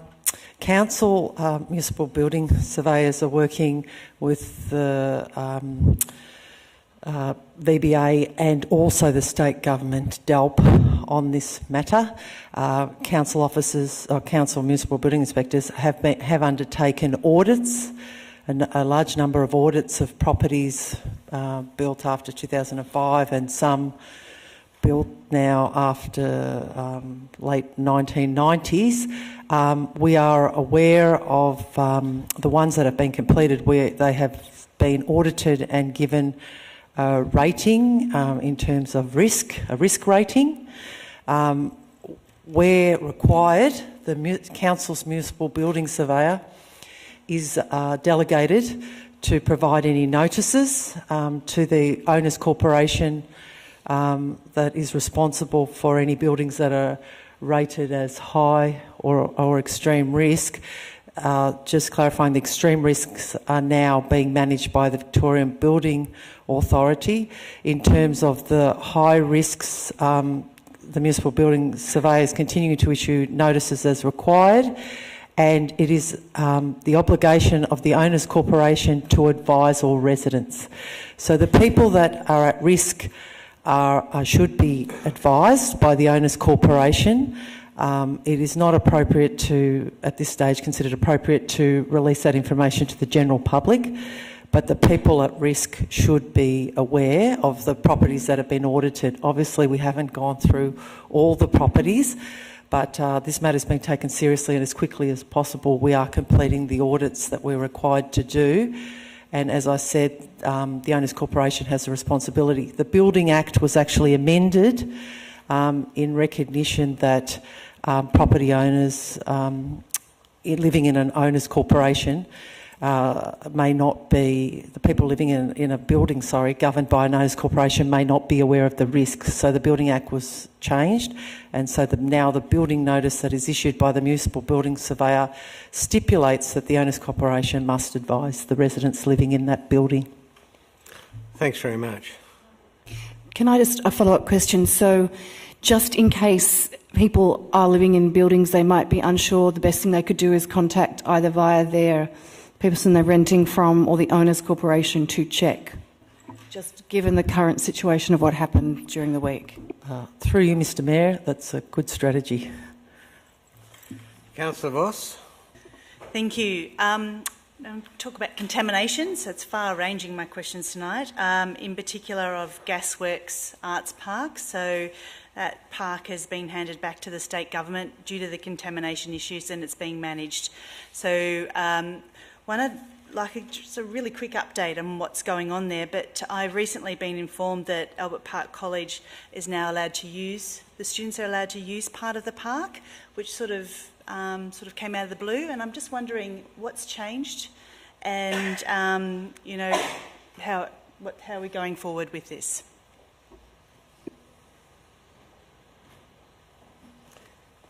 Mr Trail.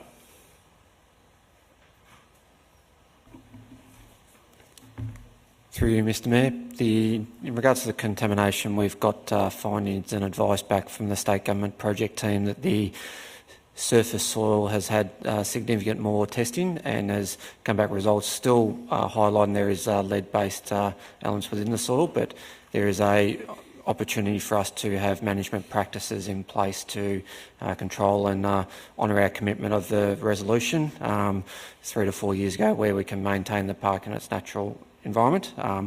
We are about 6 months away from the groundwater contamination, which needs to be understood in conjunction with the soil profile. So to answer the question, we are we've got support and advice to continue operations as long as we are compliant with our interim management plan of that particular site for ongoing use and support of all the current activities that are there. And once the groundwater and the surface soil data can be pulled together, we can engage the community a bit more about how the park will be renewed and activated going forward. So, Mr. Trail, is there no risk to the students then? Through you, Mr. Mayor, in regards to access from the school, there is plans to put an agreement in to trial some access there. In regards to entertaining this, Council asked for advice from the state government project team, but also the Department of Education in regards to accessing this. They both signed off. They both worked together and signed off. It is safe for school to utilise. We've got a statutory process with getting approvals before we enter into a licence agreement. Also, enter into a licence agreement for a school to utilise it. We would want to have measures and controls in place that we don't impact our interim management control. We'd want to have feedback from community opportunity during that trial period, and we'd also want to make sure that there's locations allocated where it doesn't impact the current activities like dog walking and markets and other activities that we know happen at Gasworks Arts Park. Thanks. And Councillor Voss. Breathe a sigh of relief. My last question, given the time of the year, is about the childcare waiting list.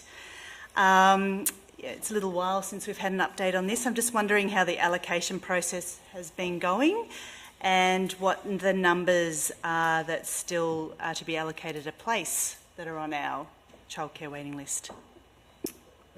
Mr. Keenan, can you help us with this?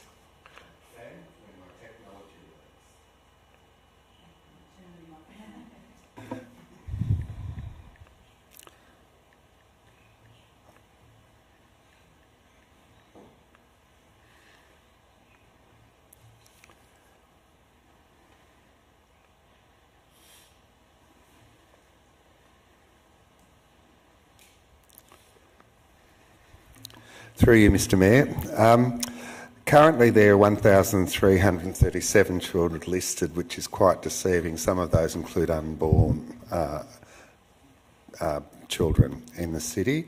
However, this is not a good time of the year to gauge because it's the busiest time of the year, but I can offer this for you. We currently have 344 children with waitlist only status, meaning they are still looking. In a high number of cases, these are children who are placed at a centre but are waiting for their first preference to come up. Some centres still do have vacancies and a full council note will be going out later in the week to councils with details. Does that... Thanks very much. Okay. That's great. I'll look forward to the note. Okay, thank you. Councillor Simic. Thank you, Mayor. My question is regarding the several complaints I've received from residents about the use of security guards around the St Kilda Botanic Gardens over the Australia Day long weekend.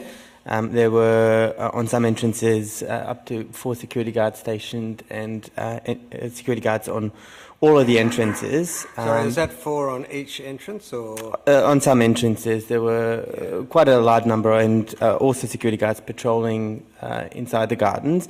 The result of that was that for much of the Australia Day long weekend the Botanic Gardens sat empty. So I'm wondering what, and whether officers can inform Council what other public assets had security guards allocated to them over the Australia Day long weekend, what the total cost of security was to Council, and when the opportunity will exist for us to review whether this practice continues in future years. Interesting question. Mr. Trail.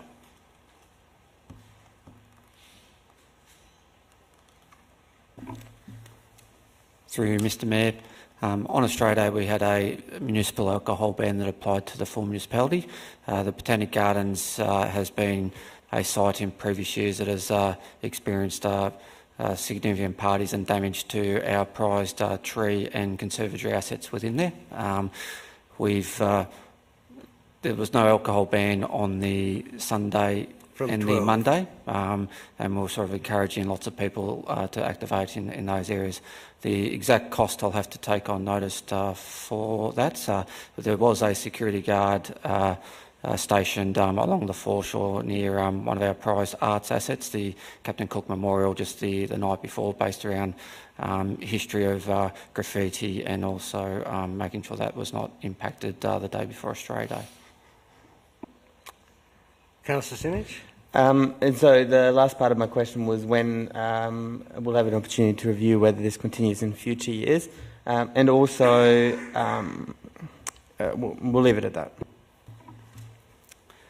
Through you, Mr Mayor, at the end of each summer visitor period, we do an evaluation which looks at our entire summer program. That would include the Australia Day weekend and operation, in addition to other measures that we've put in place. I do note we've had a fairly successful summer with activation, and the community's really responded well to a lot of the policy positions that Council has implemented this summer, which presents us an opportunity to modify our programs next year based around our review. So that review of the summer management will be a conversation with councillors at the conclusion of this summer period.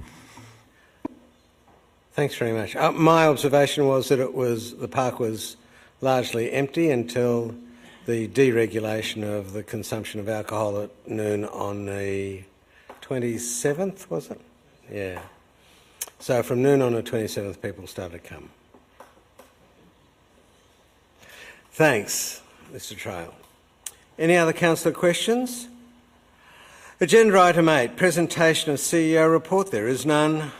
9, people and community. There is nothing there. 10, transport and parking. Nothing. My favourite word. 11, sustainability. Nothing. 12, planning. 12.1, the Catani Clock Tower Chimes. We have one speaker, Mr Isaac Herman.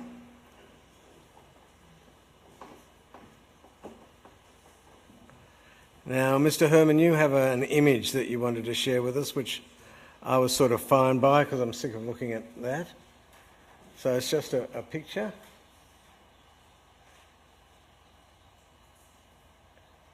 Great. Okay. Good evening, everyone.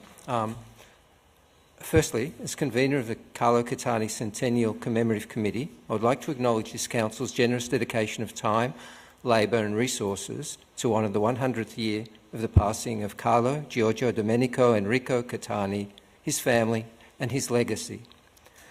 The Council, alongside local historical groups, admirably contributed towards their family headstone in Brighton General Cemetery.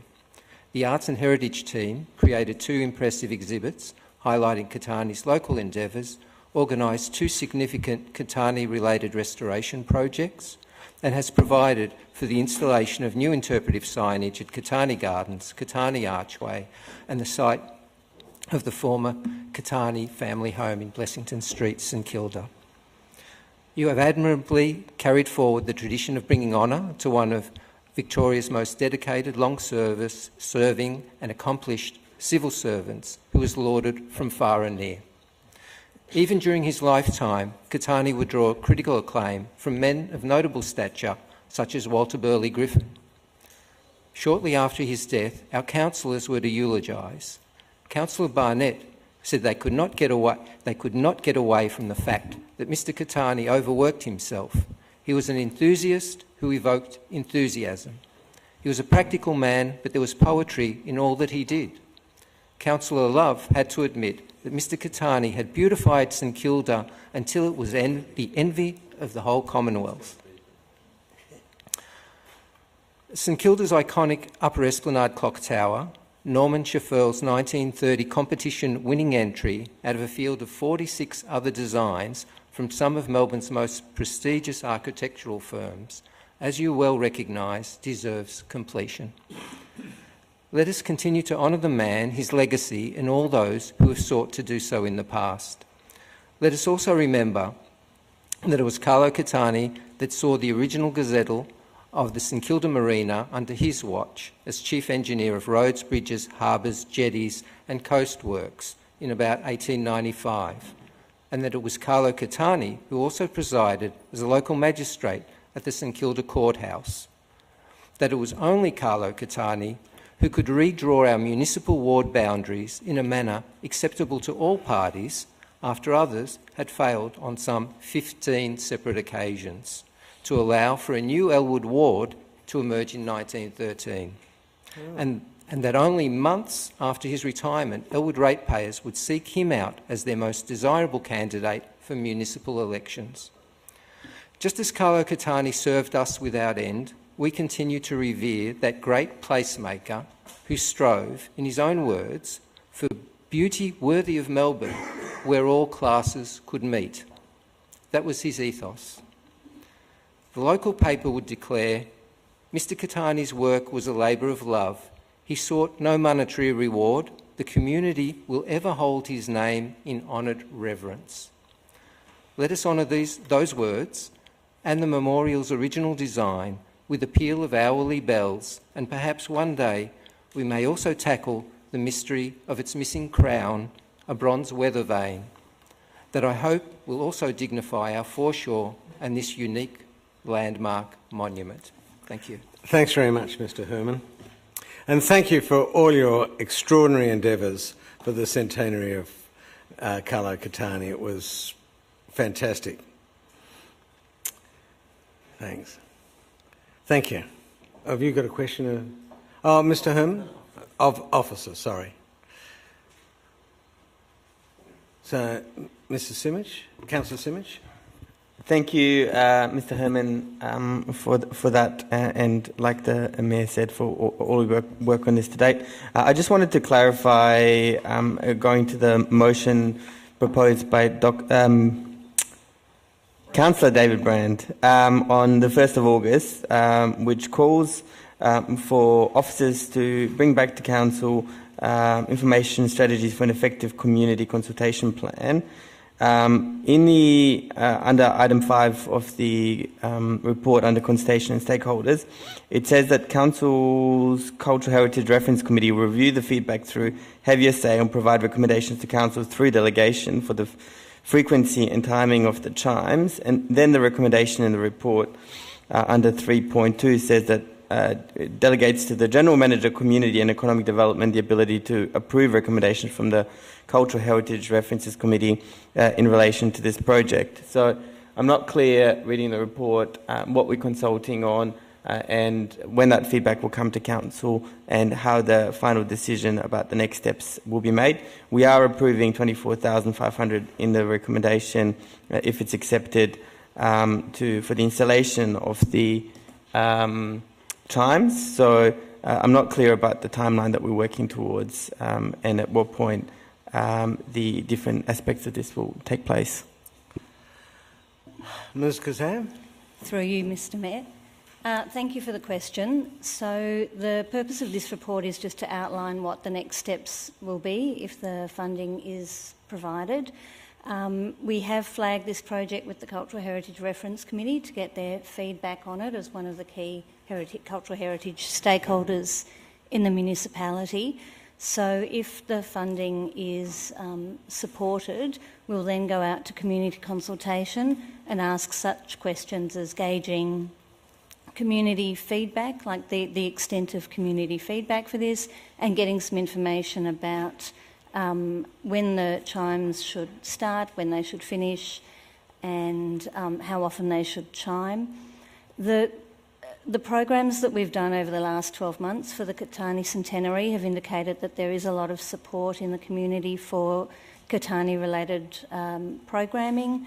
Through the exhibitions, the walking tours and the community events, there's been a lot of interest in honouring Catani and continuing to do this.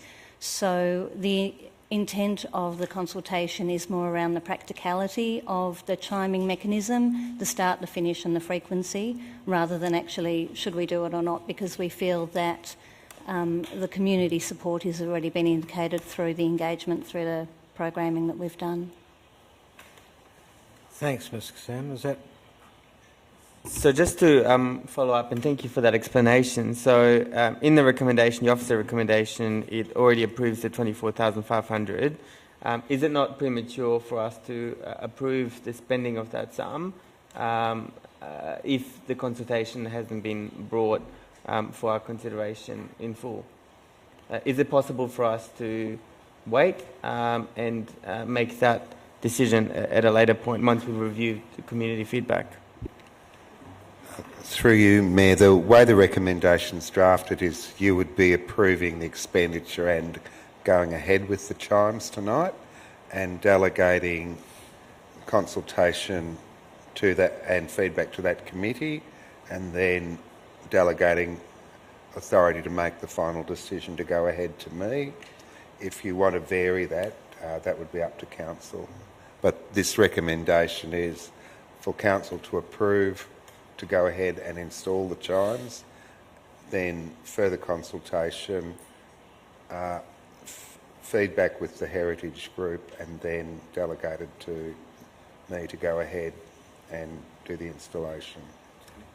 Sorry, Mr CEO? Just to clarify, Mr Keenan, the consultation is on the start and end times of the Chimes. Right. It's not consulting on whether or not to install Chimes, correct? It's important to get that. Do we have any further questions? Councillor Bond. I ask this from a personal viewpoint, as my bedroom's going to be about 50 metres from this chime. How loud is it going to be?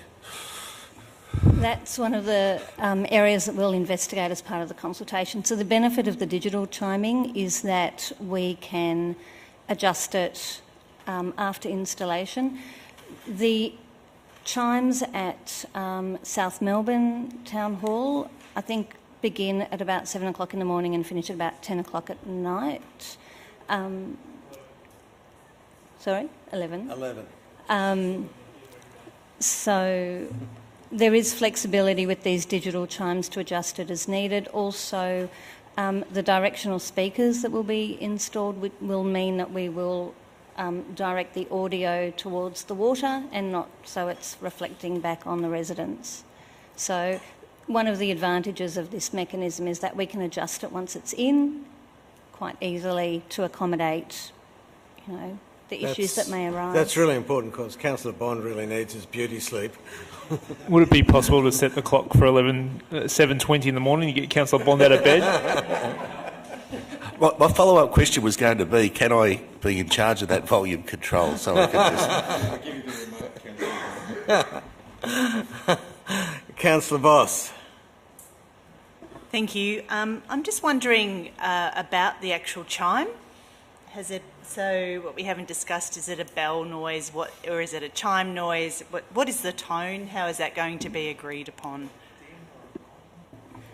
Through you, Mr Mayor, that will be part of the consultation that we'll do, that we can explore similar style and period chimes that are evident in Italy. Mr Herman's also kindly started some of the research around chime sounds, bell sounds that might be appropriate for this clock tower. It's exciting that you've got such flexibility. Councillor, Deputy Mayor. I'm going to ask you a question that you usually would ask. So it's not clear where the money's coming from. So I wasn't clear from the report. Do we have to wait till the end of this financial year to see, or at what point will we know if there are savings in this financial year or whether it is something we will have to consider as part of the budget process for next year? Through you, Mayor, this is found within savings in this year's budget. Okay, Councillor Brand. You're moving the resolution? No, I just want to ask a couple of questions. Okay. First, I haven't asked any questions this... You've been very restrained. Remarkable. Okay. Some of them have been asked, but I do want to... I just want to put it on the officers to put it on the record of just some of the considerations about it not being a real bell rather than a chime. I think you've done well to describe some of the virtues of an electronically controlled chime, but some of the difficulties, when I talk to people, quite often people are assuming it's going to be a real bell, and I would say that we all have a very strong feeling that it could or should be, in a way. But I'd just like you to just spell out some of the thinking at the moment on that and how we arrived at that decision. Through you, Mr Mayor, we did investigate with Ingrams, who were responsible for the initial installation of the clock in 1930, and who have done a lot of maintenance of clocks and clock towers across Victoria. They said that it would be highly unlikely, if not impossible, to install a real bell. Just the logistics of trying to get a bell inside the clock tower, a building of that age, would be really difficult. It would compromise the built fabric of the clock tower, because we'd either have to take it through the side of the top or through the top, take the copper dome off and install it. That way it actually wouldn't be able to come up through the bottom, and that it would cause too much damage to the infrastructure of the clock tower itself.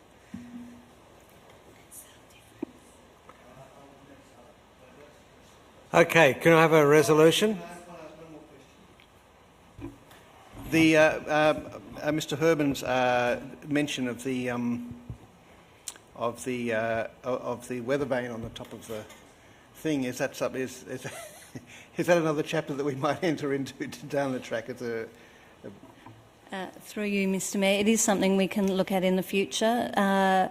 We're not sure why, but the weather vane was not installed when the clock tower was built. We've got photos of the scaffolding coming down that indicate that the weather vane was not there, but as you saw before, it was clearly in the original drawing. It is something we could explore further down the track. Councillors, can I have a resolution? Or may I have a resolution? Moved Councillor Brand, seconded Councillor Simic. Councillor Brand? Yes, I want to thank the officers for researching and bringing this to us. As requested, it's a very good and simple report. So thank you very much. Very grateful for having it before us and having it so sort of clearly stepped out of how this might happen at a reasonable cost and a reasonable time for a beautiful set of reasons. I'm very pleased with what you've come up with, really. I also want to thank Isaac Herman, of course, whose brainwave it sort of started this process. And I suppose I just want to say a couple of things about the potentialities in this when we get down to the details of looking at the bell chime itself, which I am pretty convinced that of all of the advantages of making an electronic one, including costs. But I think there are ways of making the electronic one quite poetic, and ideas that have come to mind have been things like, just as the whole idea of the foreshore sort of travelled in Carlo Catani's mind when he migrated from Italy to Australia.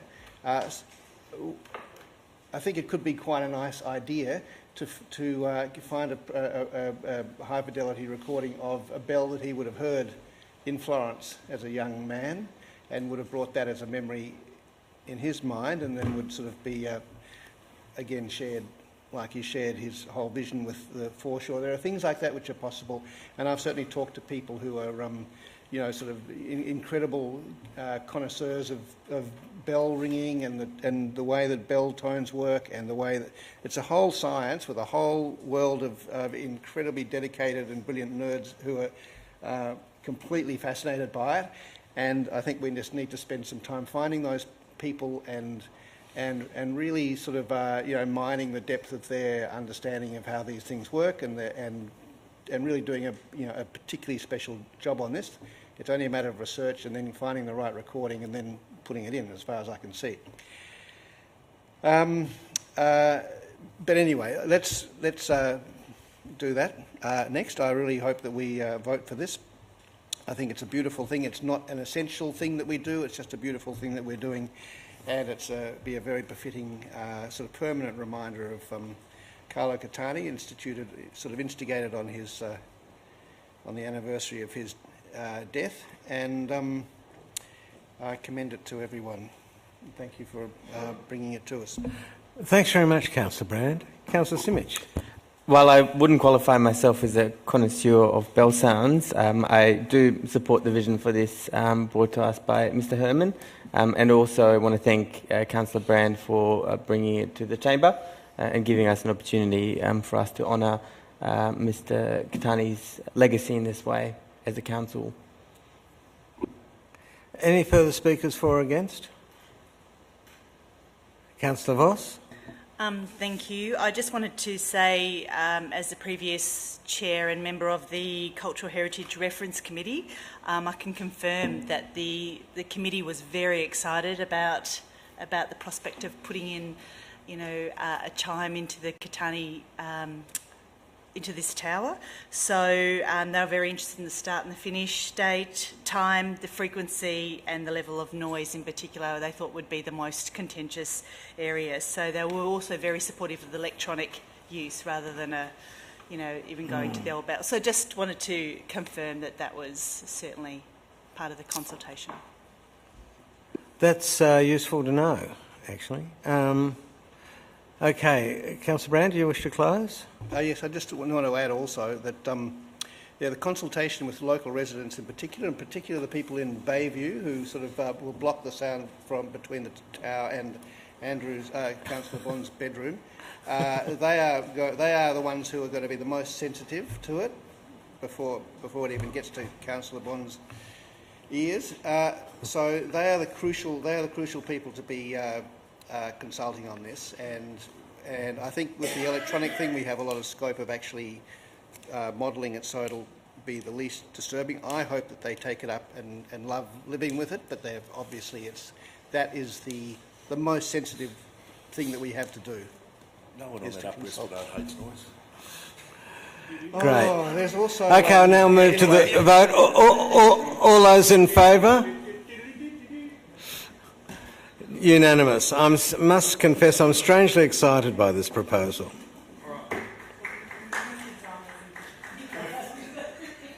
(12.2) St Kilda Marina Interim Lease. Public notice of intention to provide short-term lease to existing leaseholder. We've got three speakers. Peter Holland.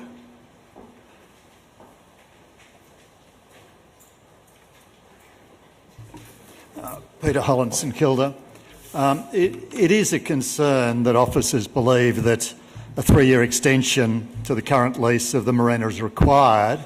But I think I've got 5 broad questions that I think Council should consider, and this should provide information that people might find useful in putting submissions.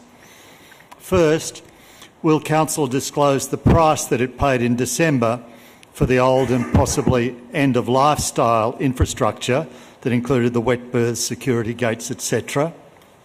Ratepayers are entitled to know how and why their rates have been used. Secondly, will Council clearly disclose the proposed discount to the market rent? The proposed new rent does not include a share to Council of the rent paid to the Marina operator by the petrol station, the 3 food outlets, the skydiving office, the boat sales office, etc. In 2016, the officers estimated that the market rental was in excess of $500,000. The proposed rental of $134,000 plus 7% of parking, etc., may amount to a total of about $200,000 per year. That's my estimate. Now that would mean that there's a subsidy of almost $1 million, $900,000, that Council is proposing to give to the Marina operator over the 3-year course of this interim lease. So an accurate estimate of the proposed discount would be something that I think ratepayers are entitled to know when they're considering making submissions on this. Thirdly, Council now owns the infrastructure and is offering this new lease on a substantially less than market rental. So Council can now require cooperation from the Marina operator that perhaps has previously not been forthcoming. This will enable a level playing field for other tenderers. The current operator is sitting on information and, quite understandably, would prefer some of this not to be available to other potential tenderers. In particular, there are three things. A, Council should insist that it gets access to the marina in order to conduct water and seabed quality testing. The marina has been a pollution disaster as the whirlpool design has never worked as intended to flush out pollutants. So testing will provide useful information about the clean-up costs that should be available to all potential tenderers. Second, B, disclosure of occupancy rates. So the marina operator should disclose the occupancy rates for both the wet berths and the dry berths. This gives an indication of both the present and the future demand for berths at St Kilda, and that's useful information, not just for the current operator, but for potential other tenderers. C, there should be contact details given to the council about the existing boat owners. This will allow council to survey the existing boat owners as interested stakeholders and thus enable them to participate in the process with their particular expertise and experiences. My fourth piece of information, or my fourth question that council should consider, is whether there can be improvements made to the marina in the 3-year interim lease. For instance, we could consider removing fences, landscaping along Beaconsfield Parade, opening up the seafront to provide public access to the beacon. So this again is information. If we can get some of this into the lease or into this process at this stage, that's information that ratepayers and interested submitters to this proposed lease may find useful. Fifthly, is a 3-year extension required? Would it be better to have a series of 1-year extensions? Since we're proposing a very generous discount or rental to the marina operator is likely to accept with arms wide open a 1-year lease by 1-year lease by 1-year lease as required. If we can get things done in 2 years, then we're not locked into this 3-year lease. Thank you. Thank you.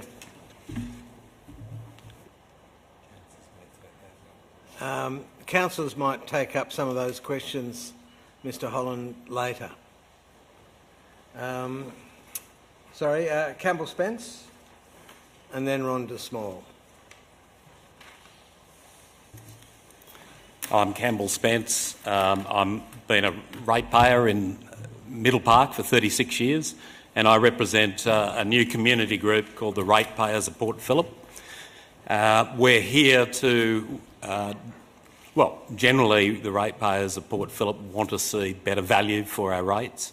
We want to see rate reductions, and I'm speaking to the St Kilda Marina project in relation to the peppercorn rental agreement. I fully endorse everything Mr Holland said. We looked at the council papers and were amazed to see that the rental is only $134,000 plus 7% tariff. Now, the current operator has been running this marina for the last 50 years. I can only assume that the lease arrangements have been way less than that. It's an absolute gift to the operator. The ratepayers of Port Phillip are interested in this because we see an opportunity for the council to increase its revenue through non-rates revenue opportunities, and at the moment many of your assets are underperforming. This is one of many assets where you're not getting commercial market prices for the leases. We see this as a great opportunity to reduce the pressure on the ratepayer revenue.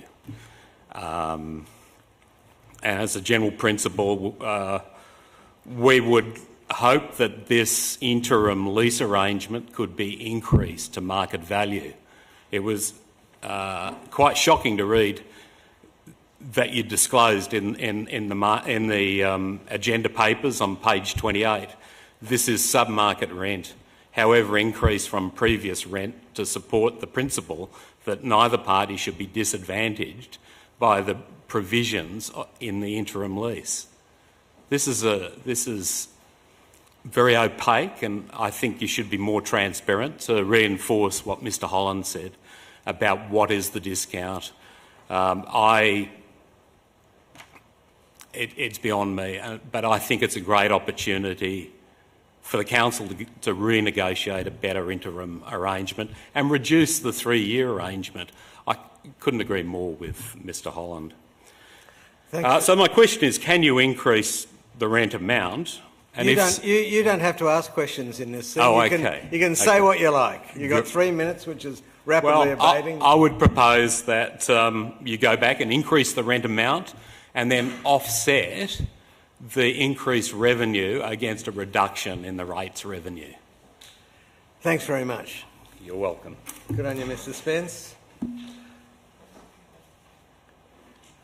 Rhonda Small.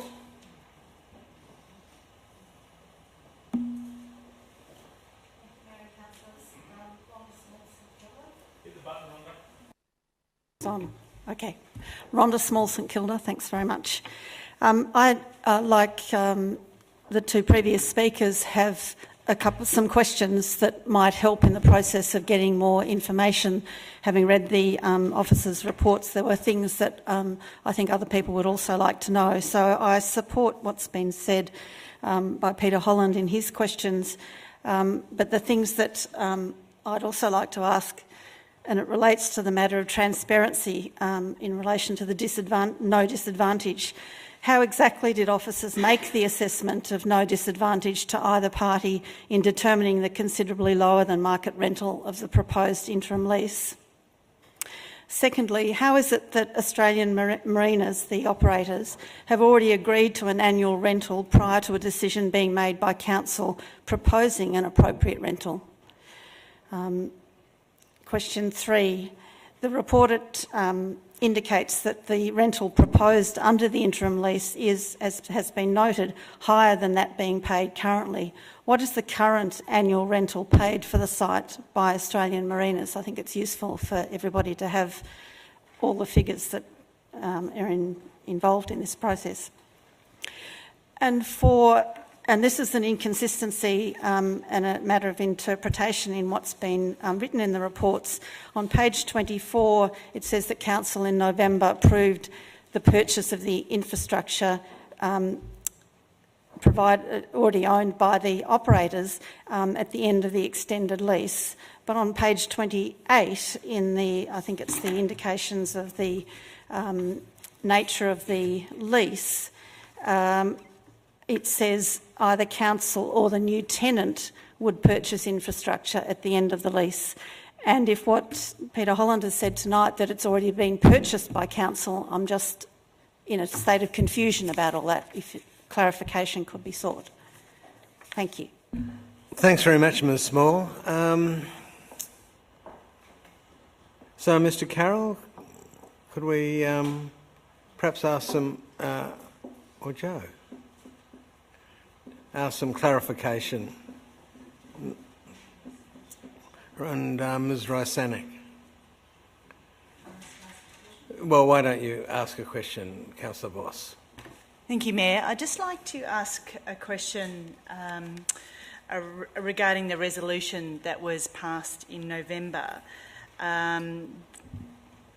Just clarify that it has been acted upon and it can't be rescinded at this stage. And so what options do we have available to us? We can't renegotiate those terms now because they were agreed then. I just want to understand what we're doing now should be around approving it to go out to consultation. I'm just wondering if you could, from a governance perspective, I think I need to understand that.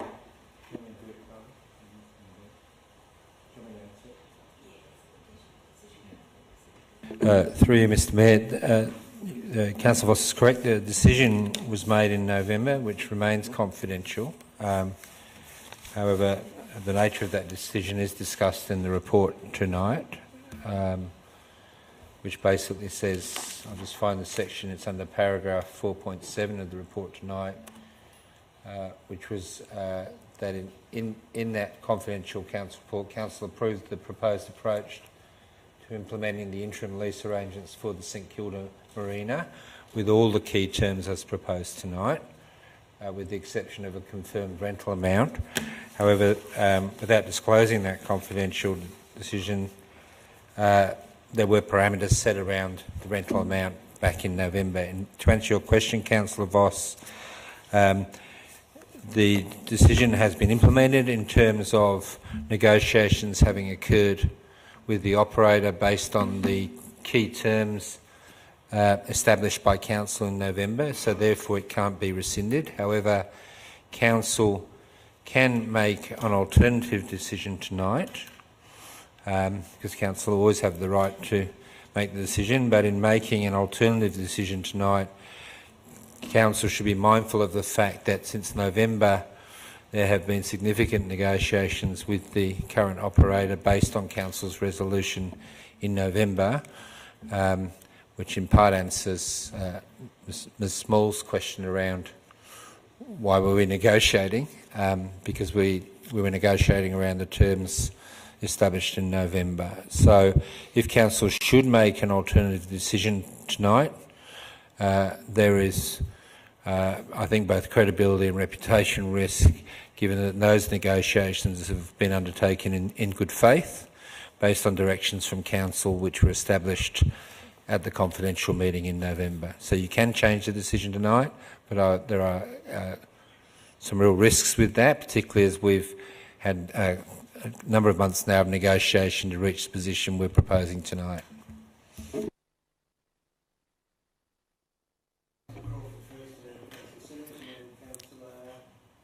So I understand there are a lot of there's a lot of confidentiality around some of the parameters and the things we agreed to, but we've considered that in consideration. Can you clarify that quite a number of the principles mentioned tonight by the various concerned residents are being considered as part of our wider proposal? I don't know when we're going out to community consultation on the various, things we wish for the marina, but that there were very good reasons, I don't know how particular we can be, that this was the outcome that we've agreed upon. Through you, Mr Mayor. The terms of the lease are proposed tonight as part of the legislative requirement to advertise an intention to lease, and so the key terms that are being proposed tonight are public and people can comment on them. The basis for this lease and the approach that's been taken that underpins the rental amount as well is the intention to maintain continuity of the site whilst the long-term future of the site is contemplated. So the focus is on the long-term future. This is at the end of a very long lease, and we need to focus on the future of the next period of time, the long length of time for this piece of land, and significant effort is going into that. Whilst we are undertaking that long-term leasing process, we're focusing on minimising risk to the site and continuity of the site. And through that process, we've negotiated with the existing tenant who has been there for 50 years, who has an existing business and does own infrastructure that is critical to the operation of the marina. They could choose to leave the site at the end of their arrangement and take their infrastructure and sell it to another party.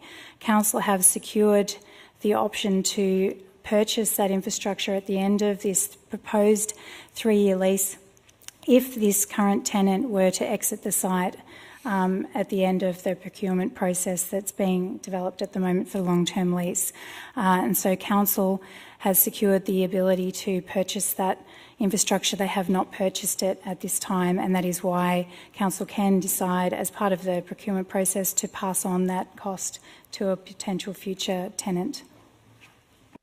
If I may, Mr Mayor, I think one of the key things here is about what we can. It's a commercial negotiation between two parties, and in this particular case, the incumbent would have liked a longer term lease. We would have liked a shorter lease, probably 2 years rather than 3, because of the nature of the procurement process that we need to go through.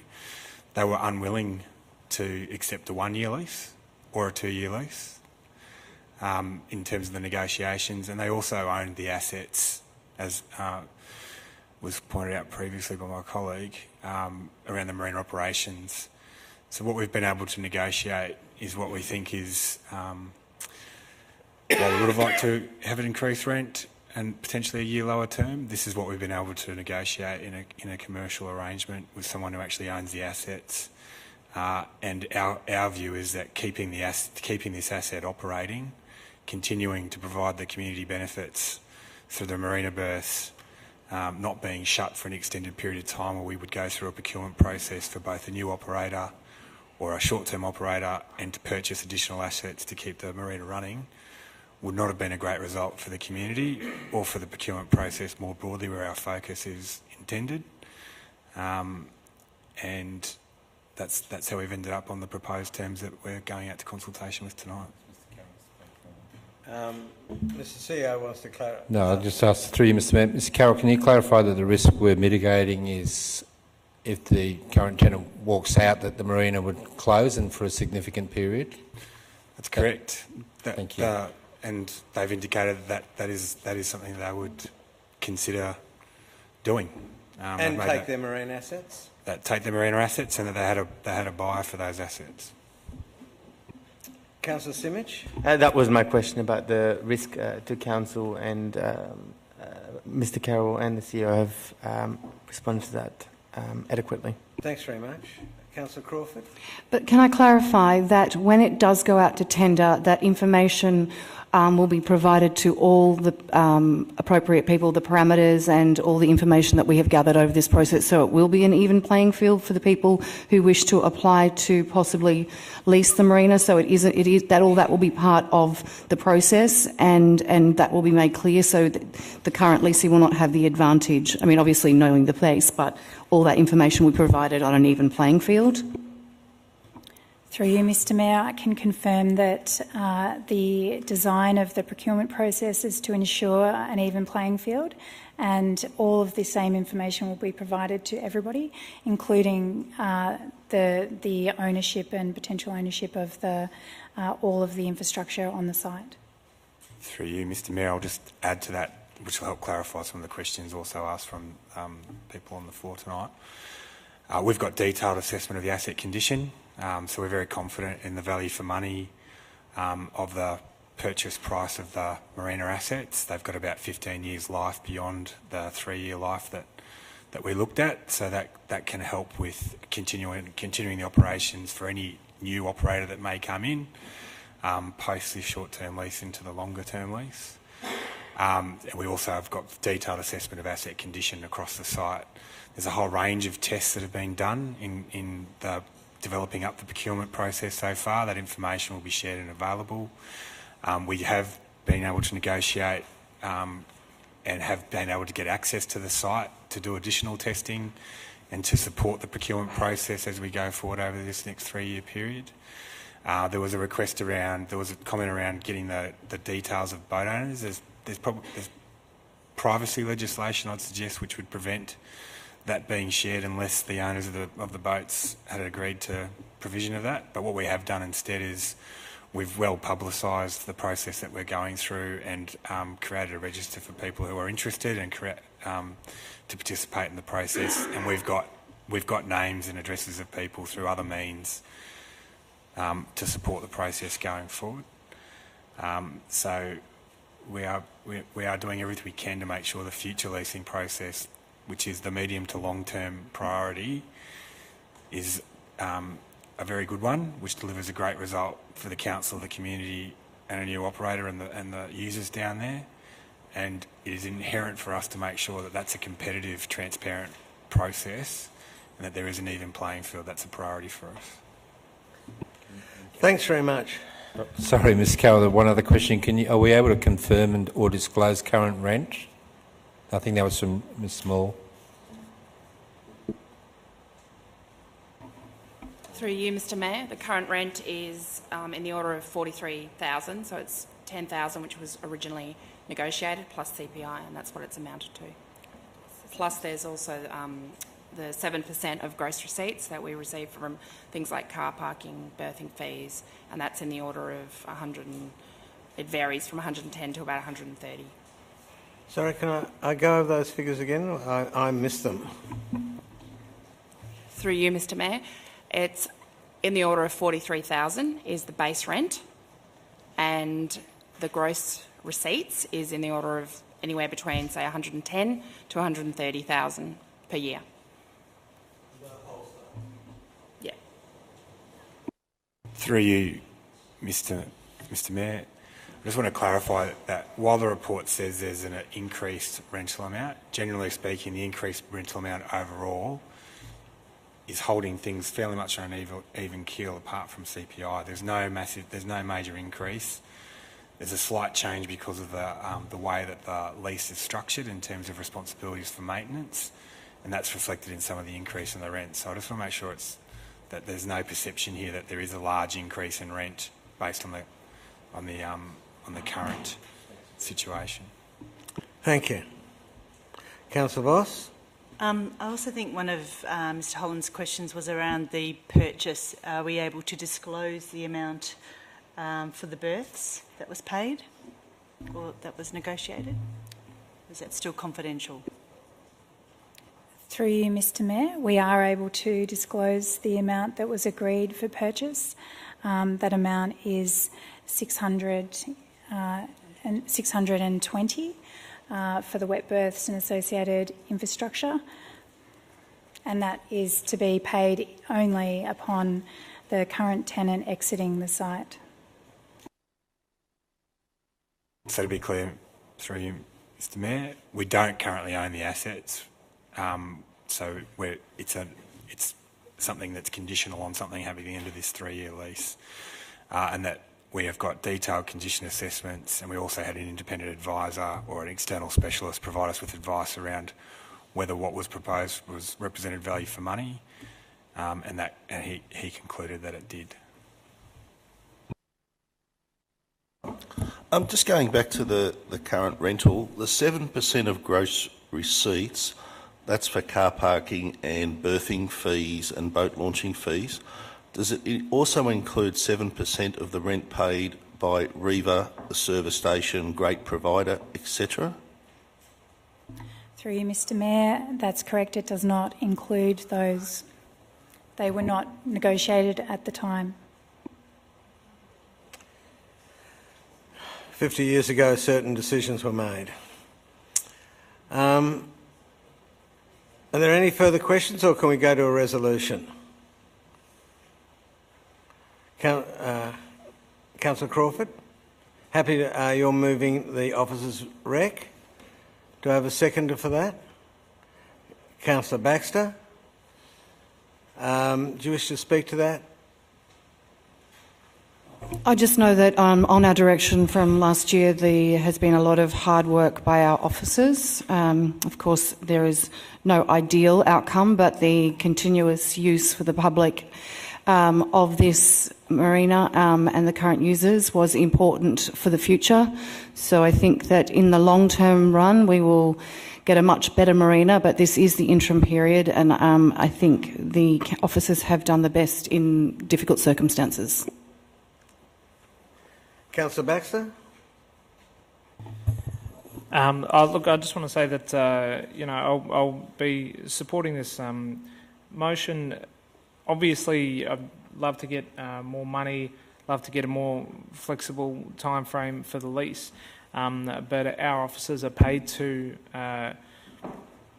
go about this way in a way that manages risk effectively, and without wanting to over or understate the risks involved, as I wasn't intimately involved in negotiations. I would just say that it would have been a very bad outcome for us to have an empty marina for any kind of period of time.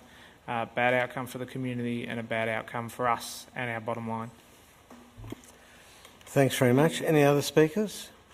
Councillor Simic? Oh, we've got an incredible opportunity which has been happening over the last few years already for us to dream up a new marina area, and we've been working into a new process to make sure that issues like the ones that the lease from 50 years ago has created for us don't repeat themselves. So I'd really thank the officers for the work they've done to get us to the point where we're at now, and really urge everyone to embrace the opportunity we have to do things better and differently in the future with this site. Councillor Bond? I won't be supporting this recommendation, and in the event this recommendation fails, I will put forward an alternate recommendation for us to go back and renegotiate the lease payable for the next 3 years. I will note that what's come back to us tonight is exactly as per the decision made in a confidential council meeting late last year, and it was at that time that councillors should have pushed back and not accepted what has come to us here tonight. Clearly, the community's rightly pointed out that we are not getting fair value for money for this asset.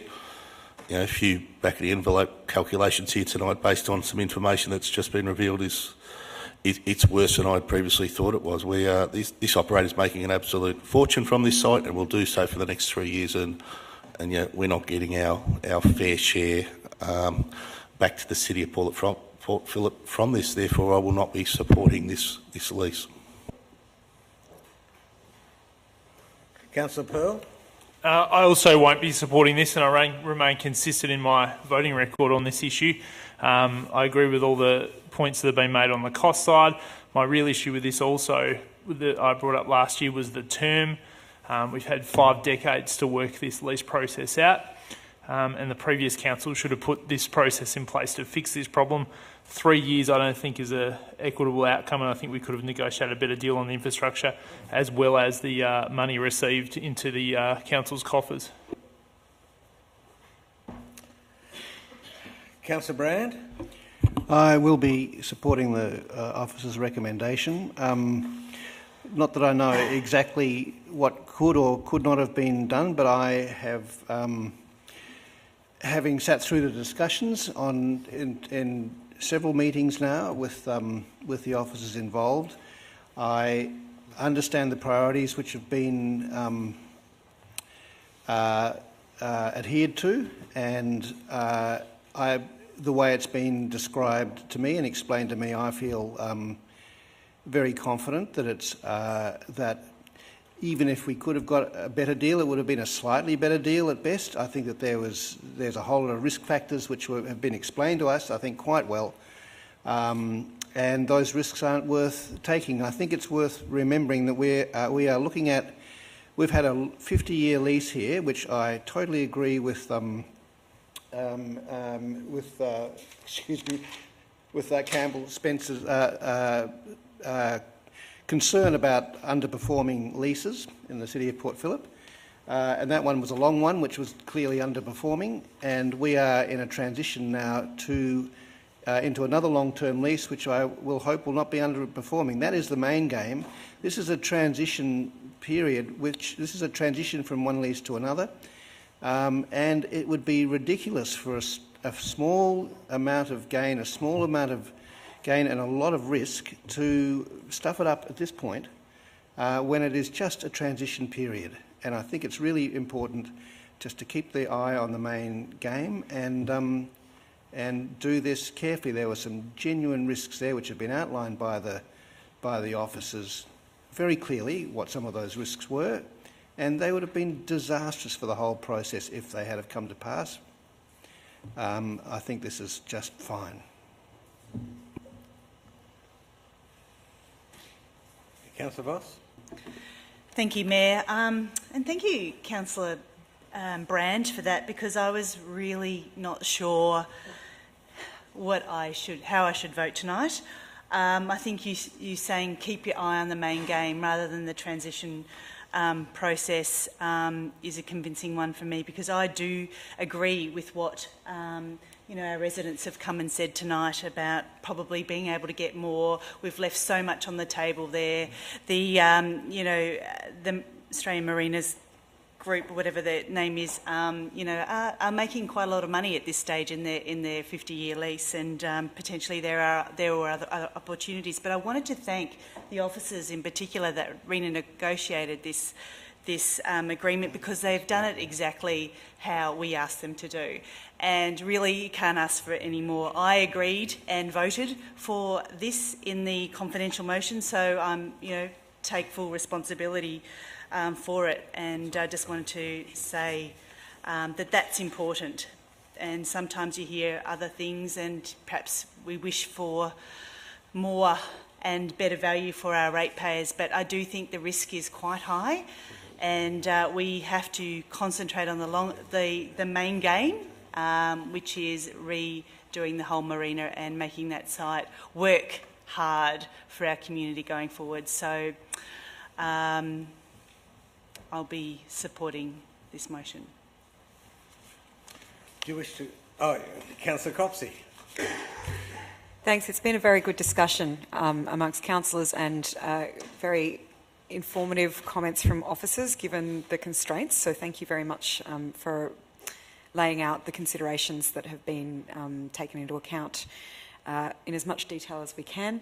And also thank you to the community members who have raised these concerns. Certainly, I think Councillor Brand put it excellently, so I won't try and rehash and rephrase, but certainly the idea of not only financial value and measuring financial subsidies that are put out by council to commercial operations, and also maximising community benefit from our assets, is certainly something that all councillors, to my knowledge, have been really strongly supportive of. We do have historical leasing practices that do raise some of the risks that have been outlined in the chamber tonight, and it's certainly a focus of this council to make sure that on projects, not just the marina, but other leasing projects, that we're making sure that the community gets value and community benefit. So thank you very much.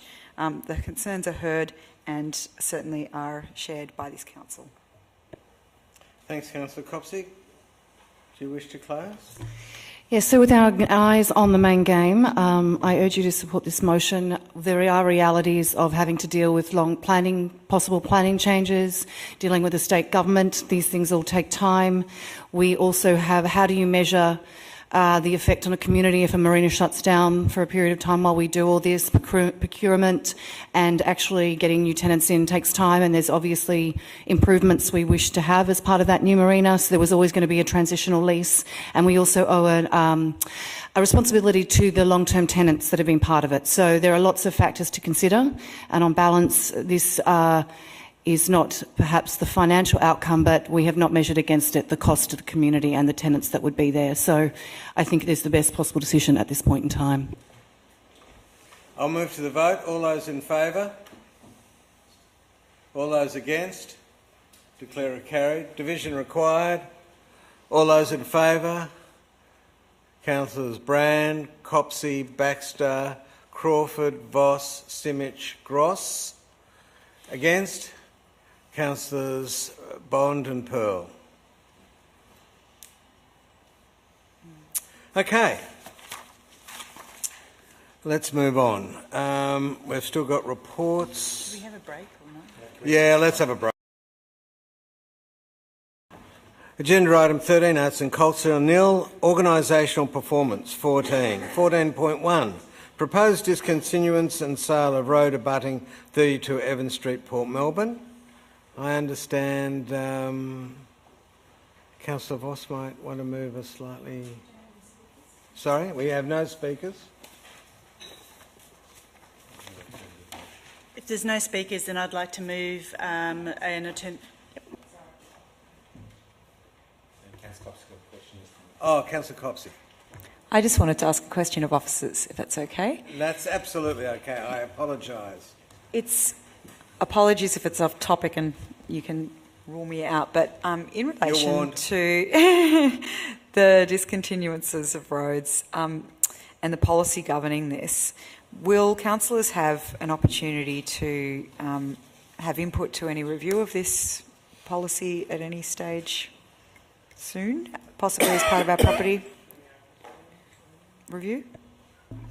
Through you, Mr Mayor, we have identified that the policy requires review and updating, and we're very happy to involve councillors in that. We have been prioritising the property policy, but we have also been doing some background work on them.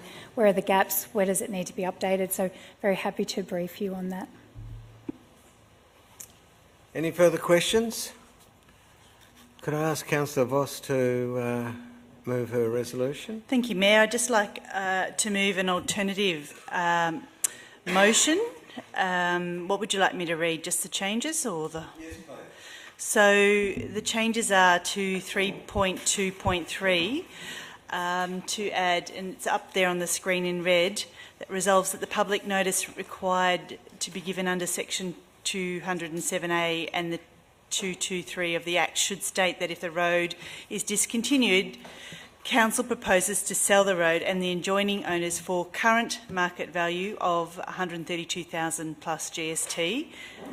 And 3.2.4, the addition is notes that proceeds from the proposed sale will go into Council's strategic property reserves to be used to support the acquisition and development of the property portfolio. Thanks very much. Do I have a seconder for that? Seconded by Councillor Pearl. Thank you. So this information was actually in the text of the document, but really I thought it was very important that all the details are included in the resolution so that when we follow things up we can actually see what those details are, and such as the sale amount, and if the road is discontinued then it will go into the property reserve that can be used for acquisition of further properties down the track. So I just think it's just really tidying up the motion. Thanks very much. Councillor Pearl? No, thanks.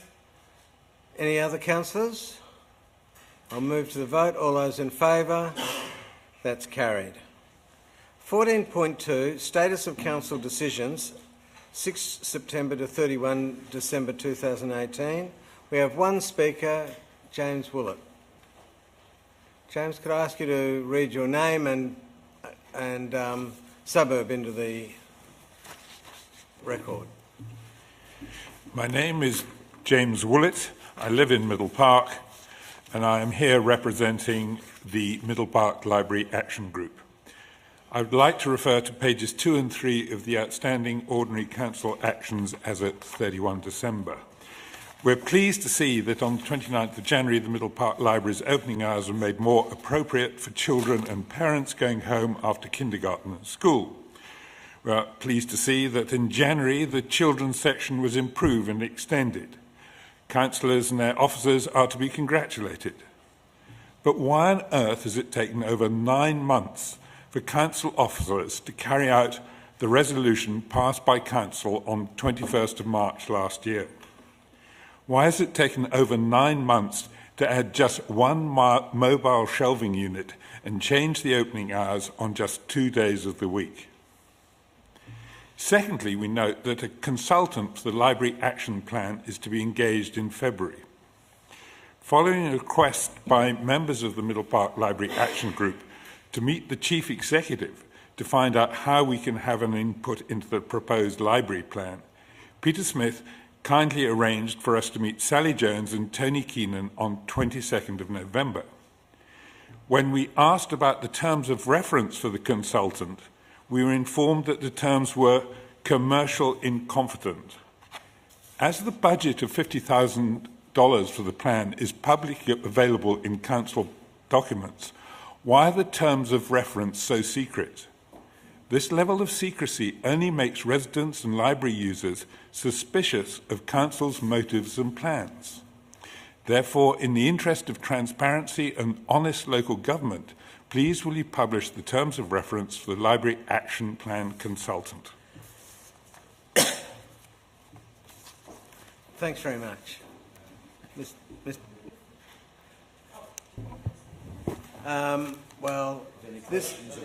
There's no questions here, but councillors might answer questions, but I might sort of deviate from standard orders, just so that we can get an answer for James and move on to the total. Thanks, Mayor. Through you, I'll be quick. In terms of the 9 months, I'll have to take that on notice, as I commenced in October. But as noted, all of the changes have happened, so I'll take that on notice to find out why it took 9 months.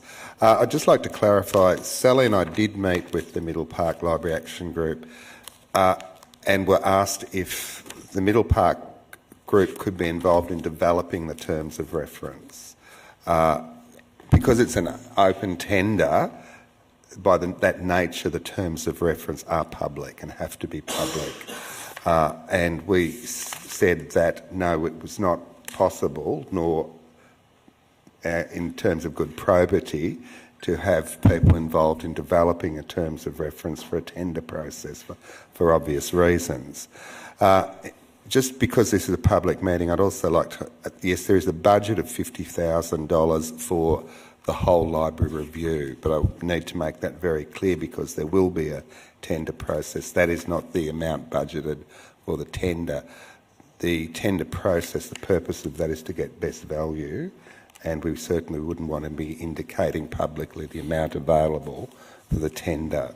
So because it is an open tender, the terms of reference will be available as it is an open tender. Thanks very much. Do I have a mover? Moved Councillor Copsey, seconded Councillor Pearl. Do you wish to speak? A really useful document, not only for councillors but for the public to track the actions that have been taken in response to council decisions, and part of our commitment to openness and transparency around council decision making and implementation. I agree. Councillor Pearl. Mr. Woolett, you're rightly unhappy about the progress of your motion, but again, to Councillor Copsey's point, is at least now we have some means of tracking that, and thank you to the CEO and Ms Bennett for putting this initiative in place last year. It's proving to be useful, and it's helpful for everybody, so thank you. Any other speakers? I actually just want to say that this report is fundamental to the operations of a democracy, that you take decisions in this room and then trace them through the labyrinthine processes that as it makes its way through the organisation. I want to thank Ms Bennett and Ms Purvis and also Ms Pearce for their extraordinary work. It must be difficult, and I really appreciate it. Move to the vote. All those in favour? That's unanimous. Okay. 14.3, Audit and Risk Committee. Do I have a resolution? Moved Councillors Copsey and seconded Councillor Baxter. Speakers, go to the vote. All those in favour? Declare that carried unanimously. Notice of motion, nil. Reports by councillor delegates. Is there any reports by councillor delegates? 17. I might share one. Sorry? Sure. Please share. I'm council's delegate to the Metropolitan Transport Forum, and I just wanted to advise councillors that I've been advised during this meeting that I was successfully elected to the executive of the Metropolitan Transport Forum. Well, a hearty muzzle tov. Thank you. It is an honour, but it's also very fortunate because the Metropolitan Transport Forum meets on the first Wednesday of every month, so it clashes with our council meeting, and we've not been able to have councillor attendance at that forum, and so it will mean that Port Phillip can now have a council participant in the Metropolitan Transport Forum. No, I think that's great. I think it's an important forum. Any other? Councillor Baxter? Obviously not a whole lot to report over the sort of holiday break, but I will say that coming up on March the 6th, the Association of Bayside Municipalities will be meeting for the election for the ABM President and Vice President, and I'll let you all know what the outcome is after that. Fantastic. Councillor Voss. Thank you. And earlier this week on Monday, I actually had the Babap Wominjeka Family and Children's Centre board meeting, and being the representative on that, I can say that the centre and the board is eagerly awaiting the Children's Services Review, as we're now undergoing some strategic planning for the future of that centre, and it's, you know, very relevant what's going to come out. So yes, it's a good meeting, and the AGM is next week, so we will vote on a new president and vice president and board then. Thank you. Thanks very much. Do I have to move the reception of that, or do we just go straight ahead? Okay, we just go straight ahead. Urgent business, there is none. 18, confidential matters. Councillors, we have 2 items which are confidential relating to Community Grants Reference Committee appointments and the appointment of an external member of the Audit and Risk Committee. I now call on a councillor to move that the meeting be closed to members of the public to consider this confidential item. Move Councillor Voss, seconded Councillor Pearl. All those in favour? Carried.